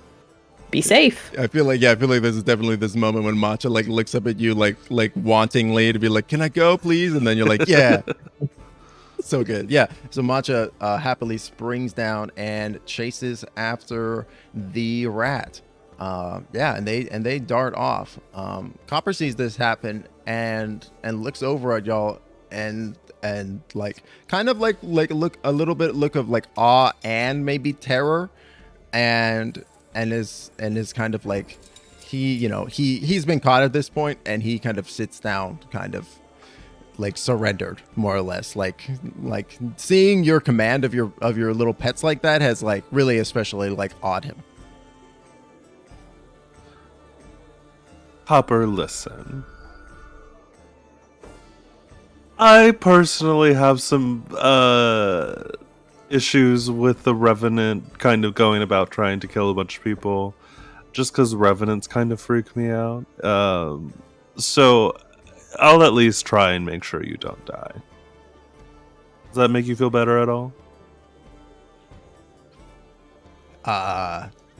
It sounds like you're looking for a yes in this conversation. What Then, I'm saying yes. is, if you can promise you're not going to run away where you're going to instantly get murked by a Revenant, I would personally be happy to untie you. I promise I will not run away to be murked by a Revenant. Is he lying to me? You can make an insight check. Yeah, Mel's gonna insight that because he's losing his patience. And I'm going to give him a 3. Here goes my first portent. You get the sense that he is definitely lying to you in this moment. Like he is 100% lying to you, but in like a self-preservation way, right? Like he will stay with you, but he will not run from you. But he will run if he believes that is going to be the only option for him to survive. If that makes sense, right? Like he will not. All I'm saying, he will not stick it out to the bitter end. If that makes sense. all I'm saying is you have a couple of adventurers here who do have some battle prowess. Why are we trying to save him again? Here's the I thing. know, right? Well, I'm not. It's not about saving him specifically. It's about him. It's about Haleth killing him. That's what I'm trying to prevent. Well, I mean, do we want Haleth to move on? is that the only way for Halaster to move on? I feel like there has to be another way. From for what him I to move on. know, about Revenants, they got one thing they gotta do. Once they finish it, they go and die. Jeez. I'm gonna say that while you're talking about this and having this chat, everybody can go ahead and make me either a nature or an arcana check to know what you know about revenants.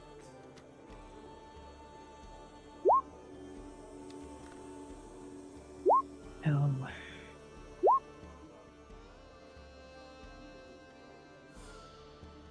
Okay, so I'm gonna say, Henrietta, you've probably maybe read some pretty interesting, like in your wizarding studies, you've read some interesting lore about revenants. And revenants, what Hex is saying is inherently true. Revenants, but is not the reason why revenants exist. Revenants exist to fulfill a sole purpose, but that sole purpose is revenge. They are a being that is driven by emotion, and a very powerful one. And if you had a way to quell that emotion, then you might be able to actually talk sense to them. But if you were to do that, that would also probably kill them too, right? Because the only thing that's keeping them alive is that powerful emotion, right? Sure.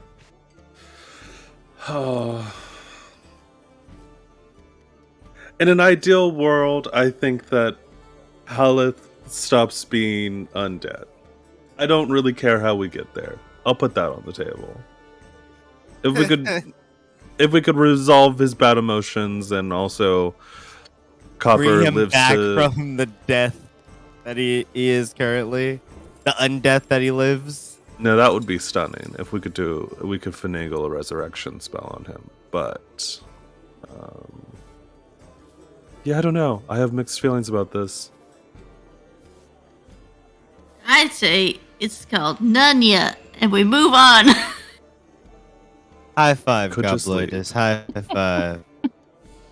High five! Smack.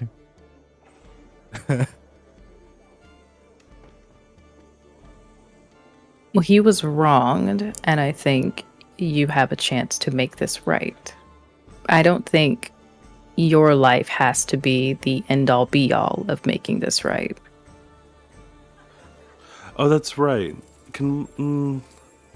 I wish I had some way to, if I had like home emotions or something.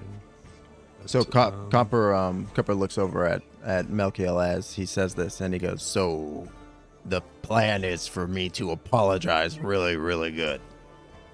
and give him some money. And and potentially either give him money, which I know you don't have because they took everything that you have, and I mean, I'm not going to help you get that back. You can promise him and assure him that you're going to do everything in your power to get back what he is owed. How much do you all owe him collectively? How much was his life? How much did you kill him over? Well, that is another way to phrase That's a this good question. Everybody go ahead and make insight checks as y'all are asking him this.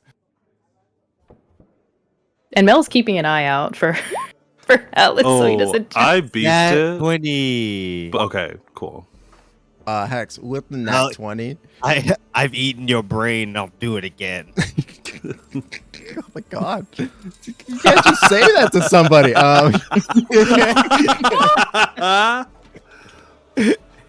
Does he tell me? It seems like he's gonna tell me now. He is. You can tell that. That was such an intimidating thing. I forgot what I was going to say now.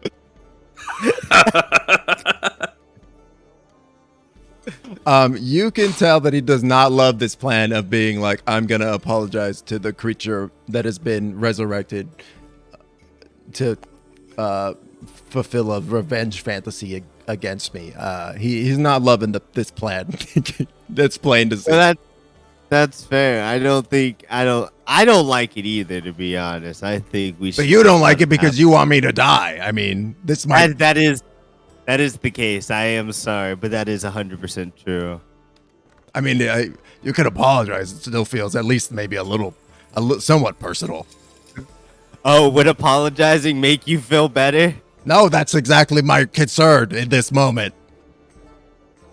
I kind of see what I see what you have there now. Yeah, are you sure? Like, I can't just run. I'm like pretty good at running. I really would like to run. No. Could you just how much money do you owe him? I don't think it really matters how much money I owe him at this point. I don't have my ledger, but I believe it was at least a few hundred gold. We had found a couple of nifty treats in the first layer. God, that sucks. God, you suck.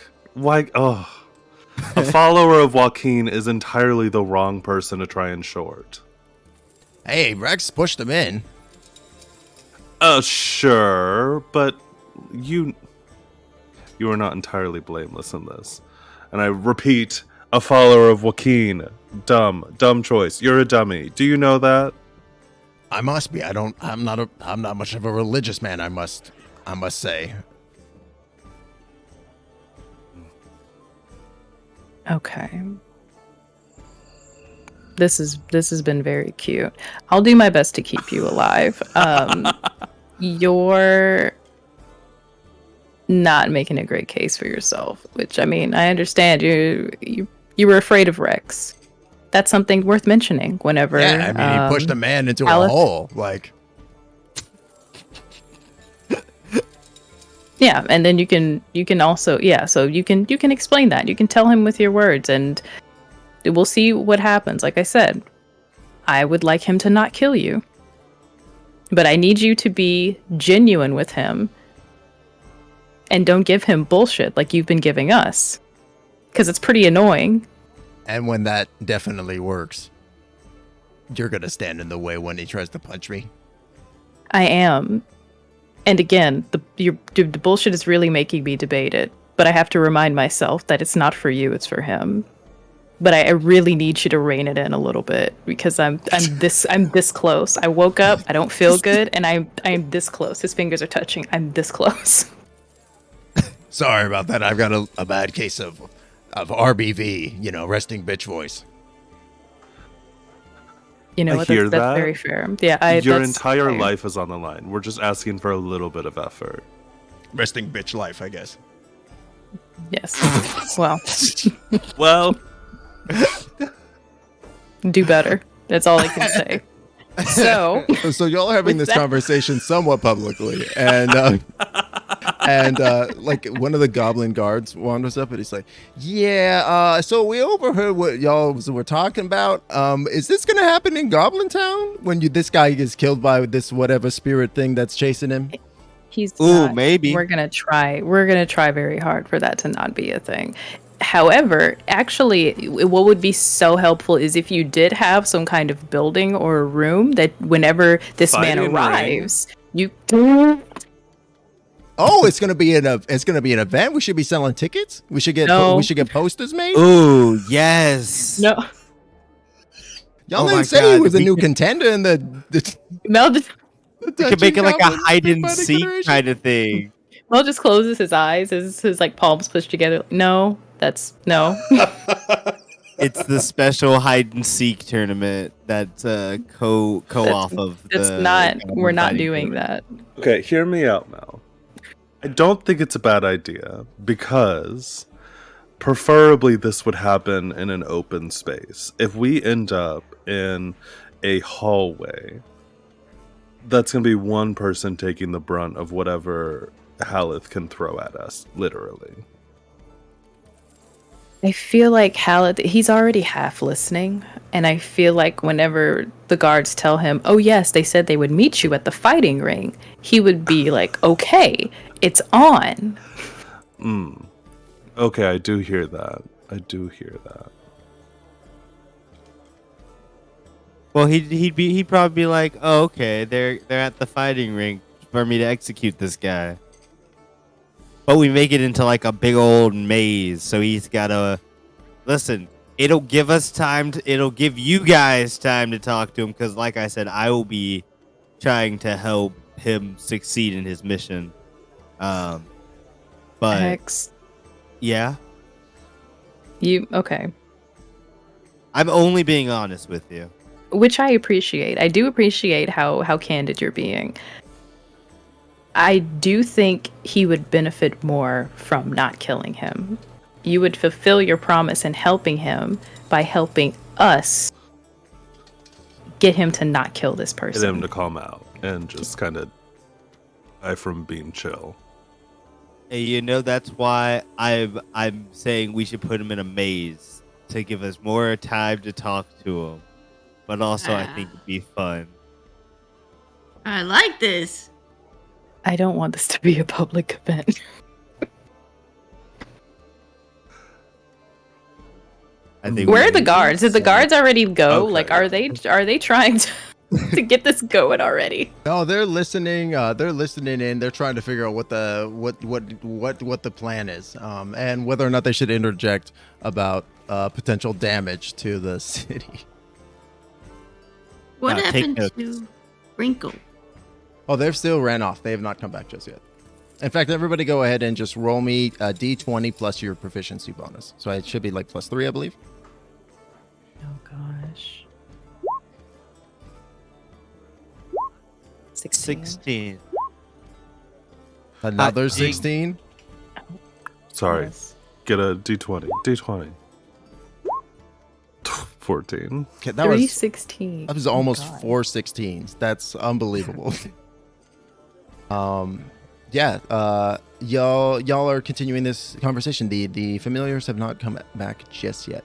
But you get the sense that they're doing their best out there. Oh, I'm so babies. proud of them. They're gonna get a treat when they come back. Yes, I'm just- every single one. I'm just imagining like there's like scene where like they're around the corner and they stack up on each other and like Wrinkle's on like Latte's head and he's like peeking around the corner and like it's so good. Amazing. The snake is like wrapped around Matcha's neck and he's like riding on top. Perfect. Cute. The guy goes, okay, so you're not a public spectacle blood sport thing, because you know Maybe. we love those. Maybe though. No, I think Maybe? if there are other people also sharing their emotions, it'll make him feel more humanity, you know? Because he's dead. It's going to be hard to get through to him. But I think if we work together and show a little humanity to him, it may help him.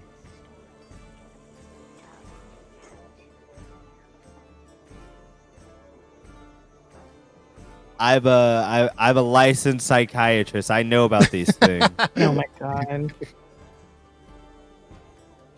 Eyes shifting back and forth the whole time. Mel's so tired. Oh. So I will also say, I'm going to be nice here and say that because y'all just finished a long rest, I know that we have individuals with Bard and Cleric levels in the party. If either of y'all can cast second level spells, I believe you can prep Calm Emotions. Oh, yes. Oh, okay. That would be great. Because this would be something that Melkiel would know. Yeah, I didn't prepare my spells for today. Hang on. That's actually a good idea.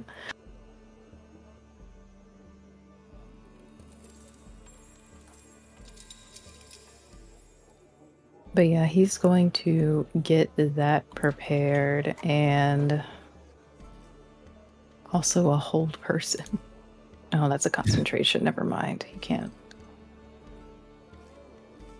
Ba, ba, ba, ba, ba.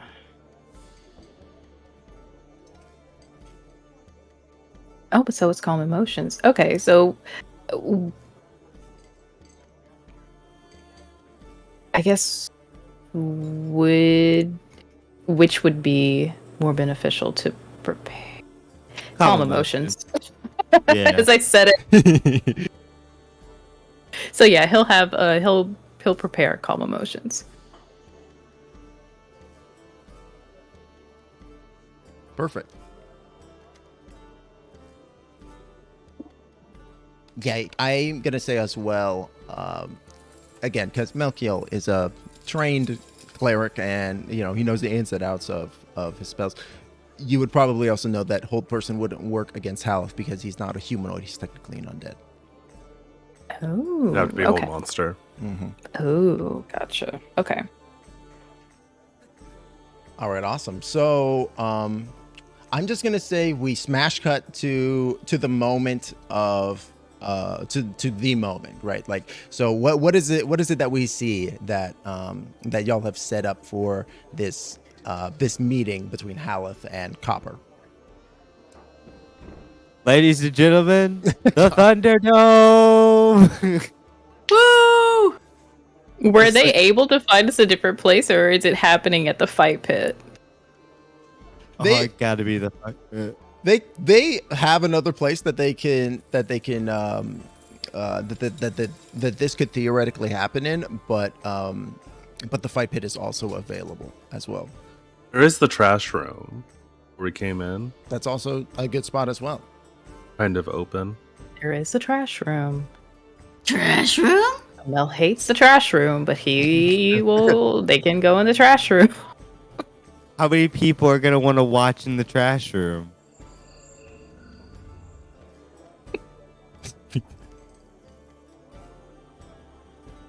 Oh my god. Mel is just. Actually, you know.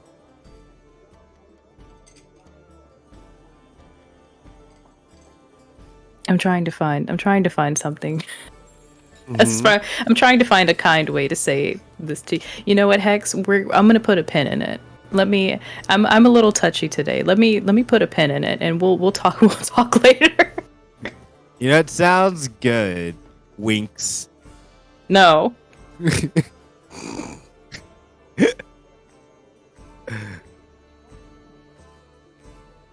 All right, amazing. Y'all assemble in the trash room. Do you put Copper into the trash like I did so in the map? No. I think we might have to, yeah. We'll find like a chair. Well, It's probably a kind of like one of the legs is maybe a little broken.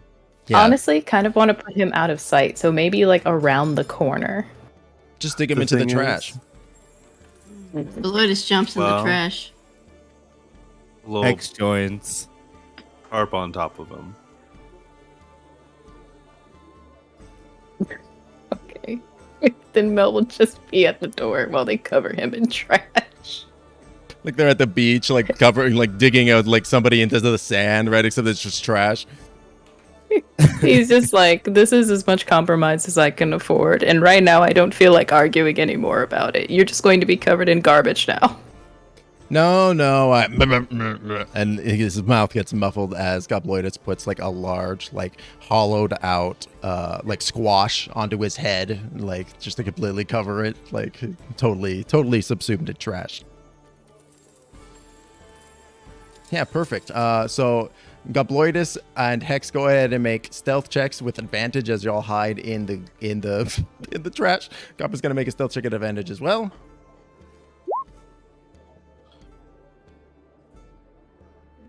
$23. 16. I'm going to take a moment. I'm going to put 250 gold into a bag. I'll have that prepared. Nice. All right, great. Yeah. So there is like a tense few minutes as y'all are waiting, and then thunk, thunk, thunk, thunk. You can hear the heavy and kind of wrong footfalls of somebody coming down the stairwell that y'all descended from. Thunk, thunk, thunk. You can hear that the person is clearly like the body that the person is walking in is clearly like broken. Like it sounds like the leg is broken. Like it's not. It's very arrhythmic as you hear it coming towards you, and then eventually you hear it round the corner, and you see your old friend Halaster. He looks pretty battered, bruised, and even more messed up than you had seen him. The eye that had fallen out of his head and had been dangling via the nerve has been severed and is gone and is just and isn't there anymore. The arm that you had set, Mel, is like totally disheveled and out of its cast, or the sling that you had given him, and it looks even worse than before. But again, like very corpse like the blood is super thick and hasn't really like bled out of him per se, right? And he rounds the corner.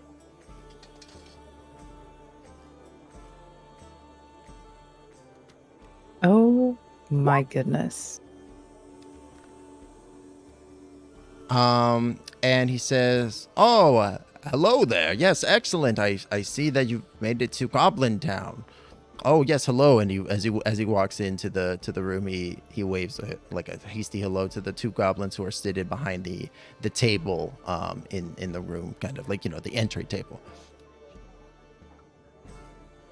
Yes. Mel is immediately fretting, just like, what happened? What, you weren't like this when we left. Where's your eye? Ah, 'tis but a scratch. Yes, the glory of Joaquin truly shines and blesses me, for I shall know no fatal blow. Indeed, and he nods. No, yes, I managed to find that weasel Kalim up on the top, up on the previous floor, and gave him the good justice the goddess Joaquin so richly demands. And he chortles to himself. Ho ho ho. Yes, where is that foul fiend? You said you okay. found that dwarf? Yes, but most importantly, I want to look after you because you are not okay. Oh, well, I greatly appreciate the sentiment, but I need it not, for Joaquin truly guides and blesses me through all. Alice, what are you owed by those 4 people?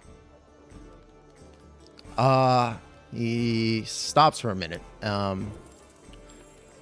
And like Follower of Joaquin, what is their debt to you? you see him like diminish slightly in this moment, like he's kind of in a little bit of a fervor, like you get the sense that he is like maybe a little like slightly bloodlusted as he's talking to you, right? Yeah. And he goes, my debt. What am I owed? Oh yes, it was 320 gold pieces and an onyx gemstone. Yes. I look at Mel and I go, "Do you have any gold on you?" I do, but I do not have a. Hang on, I do not have any onyx. We did get. Hang on. We did get gems, but I don't think they were specified. He'll go on to say, yes, that snake, Copper Stormforge. Curse that dwarf. I know he was keeping it from me. I know he was cutting me out of the deal. He thinks that he's so clever, but I know I was tracking it as well, and I had saw all the gold that he had thought that he had so sneakily snuck away from us. Or maybe it was just me. I'm not sure. And he kind of like grumbles to himself. Everybody in the room hears like a little eep from the trash pile as Copper's name is said. I can get up to 300 gold. Mel can definitely cover the rest. Like he can pitch in for that. And he coughs. He tries to cough over the eep. Excuse me. Sorry, this trash air. Anyway, Go ahead and make a deception roll. Oh my god. 4. It's like 6 seconds too late. You do have your call show. Okay. Does he seem like he's come down from the bloodlust yet, or is he still kind of?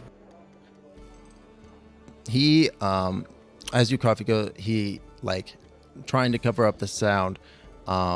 Like he looked like he had been lost in thought for a moment, and then he kind of snaps to you and he goes, curious. I thought I heard something coming from over there. And he points towards the trash pile and begins to move towards it. As he takes a look around, sorry.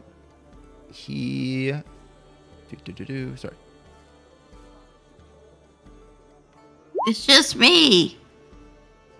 Oh yes, my dear friend Gobloidus, he says as Gobloidus pops out of the trash.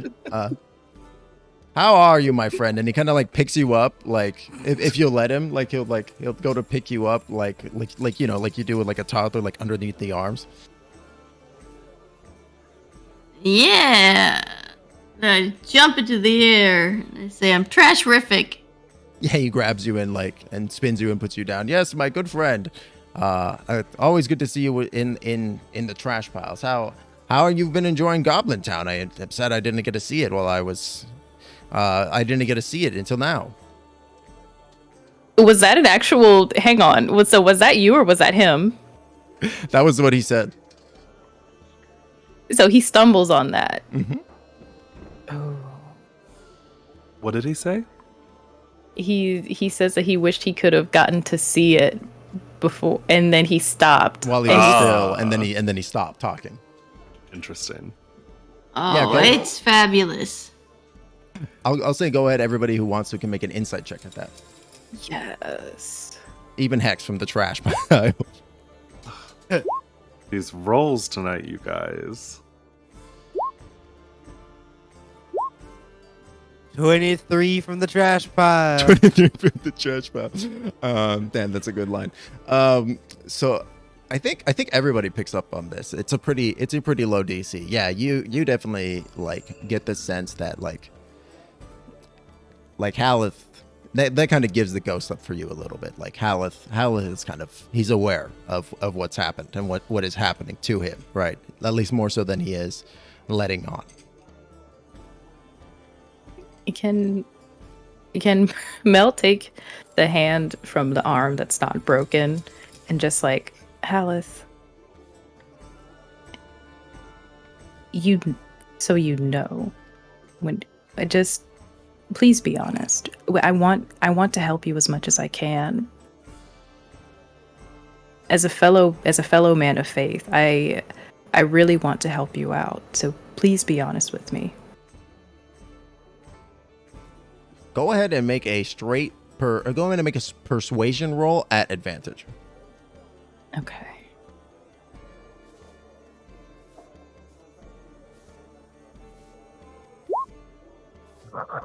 Can I use my inspiration? Do I have inspiration? So, you do have inspiration because you did the recap. However, inspiration would only give you advantage, and I think you already did the advantage, right? Okay, yeah. But you know what? Because you're wanting to use the inspiration, I'll allow it. You can roll another d20, and if you want to burn it. Yeah, I feel this is a pivotal moment. I don't want to lose him. Yeah, let's see it. Oh, Dirty very nice. 20. Dirty 20. Nice. You see him look into your eyes. His one good eye remaining, and it is bloodshot, and you see it's kind of starting to go through like the first stages of decay, and it's not really able to focus so well on you, but it does its best. And for the first time since meeting Haleth, you see that veneer of the holy cleric of Joaquin, of this paladin. You see that veneer kind of drop, and you see a man there who is scared and is angry, and he looks at you and he goes, I don't know what this is other than the rage, than this wrath. I have to fulfill it. Where is he? Where is Copper? I know I can sense him very close. He is here, but I want you to be better than this. I even think that Joaquin would be happier. Now, my God is different, obviously, so maybe you would be able to answer this for me, but if he were to set what you're owed right, wouldn't that make you square? Could we do that? From the way that we've seen it, it's been someone else has been the catalyst of what happened to you. And everyone else was so afraid of what would happen to them that they didn't say anything. That's not right. But it's they weren't the main cause of it. We can find the person who did it and make that right. That I have no problem with, but he was a bully. He made everyone else around him feel afraid. So you're saying that the subject of my revenge shouldn't be the entire group, just Rex, the one who pushed me. Yeah, just Rex. That I have. If we can't get to any other resolution, if that's what would really help you move on, I can recognize a bully when I see one. But I don't think the people that were, too afraid to stand up should also have to suffer this great a fate. But I do want him to absolve, and I do want him to apologize to you and give you what you're owed. Go ahead and make another persuasion check.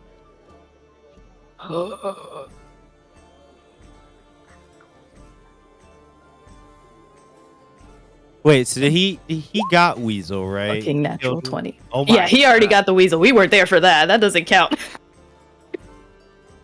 Amazing. With the natural 20, you see, as you're staring into his eye, you almost see past that, and you're not sure if in this moment, like, whether or not you're imagining this, or whether or not your God is giving you some greater insight, some greater purview into Haleth's mind, and you see this kind of inner flame that his soul has become, right? You see like his soul kind of manifested inside of him, and it is ablaze, right? It is flickering and dancing, and it is alive, and it is breathing life into the corpse that it is inside of, right? It is keeping the corpse alive simply due to this flame, right? And as you say this, you can see that the flame diminishes very greatly in color. It diminishes almost almost 2/3 in color until it is, instead of being this like bright, almost white bluish color, it is like kind of a more subtle red orange, like normal flame is with like burned via wood, right? And you see him look at you and nod and he says, all right, just Rex then. I can do that. Why should the rest be punished? They were cowards, sure, but a coward doesn't deserve to die. Okay. That being, Mel's kind of turns and looks at Henrietta like, should we leave him in the trash? Sure. Should we take him out? Well, to begin, and I hand a bag to Haleth. This is 300, worth 300 gold pieces. Mel, could you help me with the rest of it?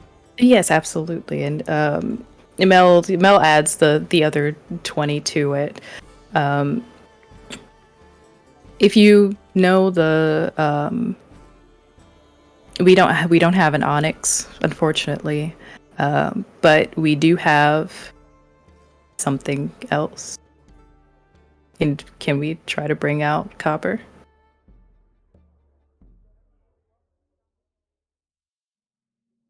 Oh, do we want to give him copper now? What?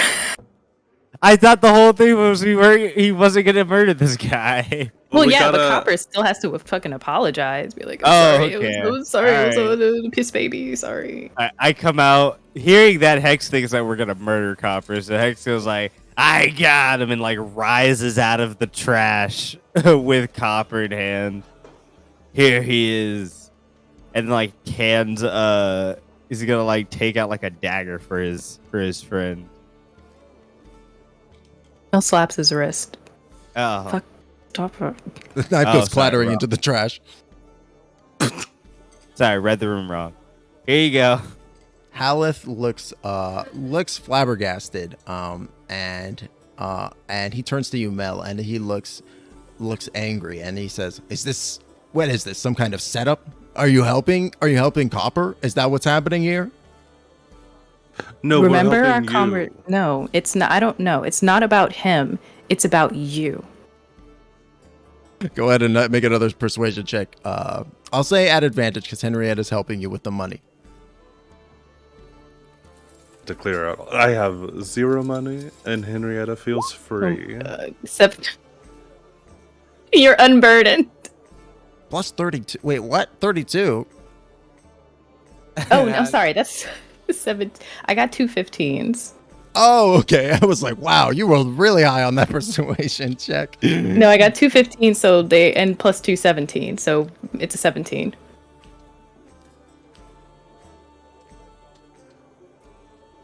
Okay. I don't know why it showed up like that. That's weird. My That other is wild. advantage things haven't. That's ooh. Yeah, it did it. That is super strange. Go on. Yeah, with the 17, he looks at you and you see like a little bit of that inner flame kind of like reignite and reboil. But as it's like trying to catch to the rest of his soul, it kind of goes back to that orange and yellow, and he looks over at Copper and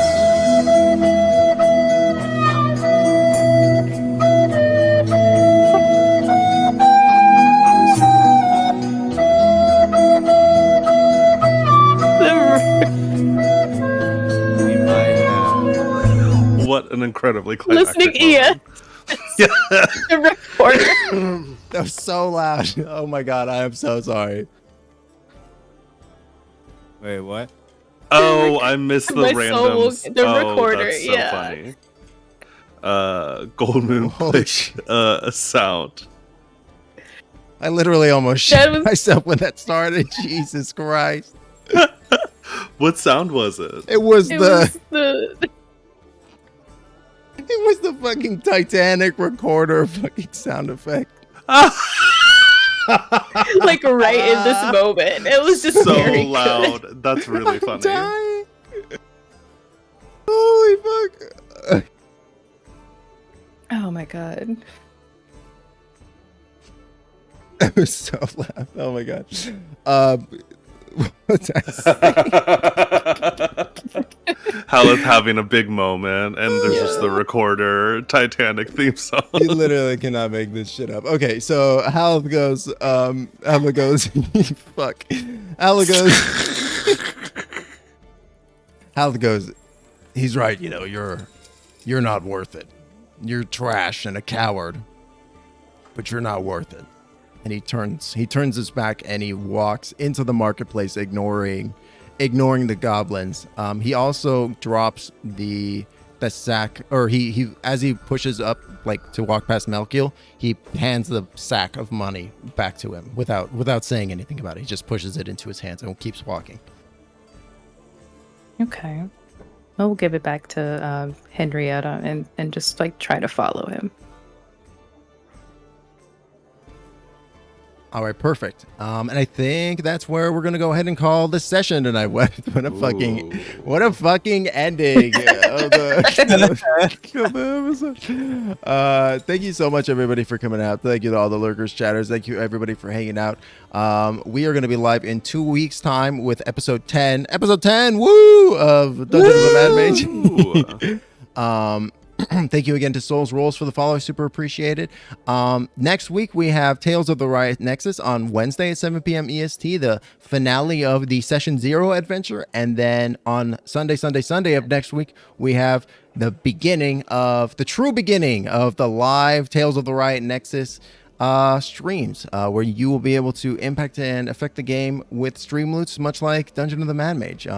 That's going to be a wild time. It is happening next week, so I hope to see you there. We're going to go ahead and I'm going to find somebody to rate, but as we do so, let's go ahead and have a go around one last time so you can find out where to find my lovely cast. Werewolf, why don't you take us away? Go first. Hello. My name is Wherewolfbf, and I can be found basically everywhere as Wherewolfbf. That is where as in the question, wolf as the animal, and then the letters B and F. And you can find me here every Sunday night, either with Tales of the Riot Nexus or obviously here with Dungeon of the Mad Mage. And you can find me on Twitter, where I'm constantly involved in discussing TTRPG discussions. Beautiful. Yeah, definitely follow Werewolf for those TTRPG discussions. They will keep you looped in. Next, we have Mish. My name is MishroomSoup. I'm playing Melkiel. I can change him Dryur. But you can find me here every other Sunday. And we're still working on the stream thing, but we're going to get there. I'm just holding out faith. We have games lined up, but mostly playing indie games. But yeah, come check it out. Awesome. Next, we have TheSesh. Hi, I'm the TheSeshCast. You can find me at TheSeshCast wherever you get your podcasts, on YouTube, and TheSesh13 on Twitter. Yeah, I played Hex, who now rejuvenated with his trash bath is going to find his ex investment partner who embezzled all of his investments and secretly kept all his millions and gazillions From the Tau scheme. Exactly. Of It actually course. did really well. Yeah, secretly. You just got glass onion. All right, amazing. Awesome. We're gonna go ahead and read over into Zeal Zaddy. Feel free to spam the raid message, but thank you again so much, everybody, for coming out. Thank you. We're gonna go ahead and we will be back in 2 weeks. But until next time, thank you again. Don't forget to stay magical. We will talk to you very, very soon. All right. Bye. Bye, y'all. Hey. Bye.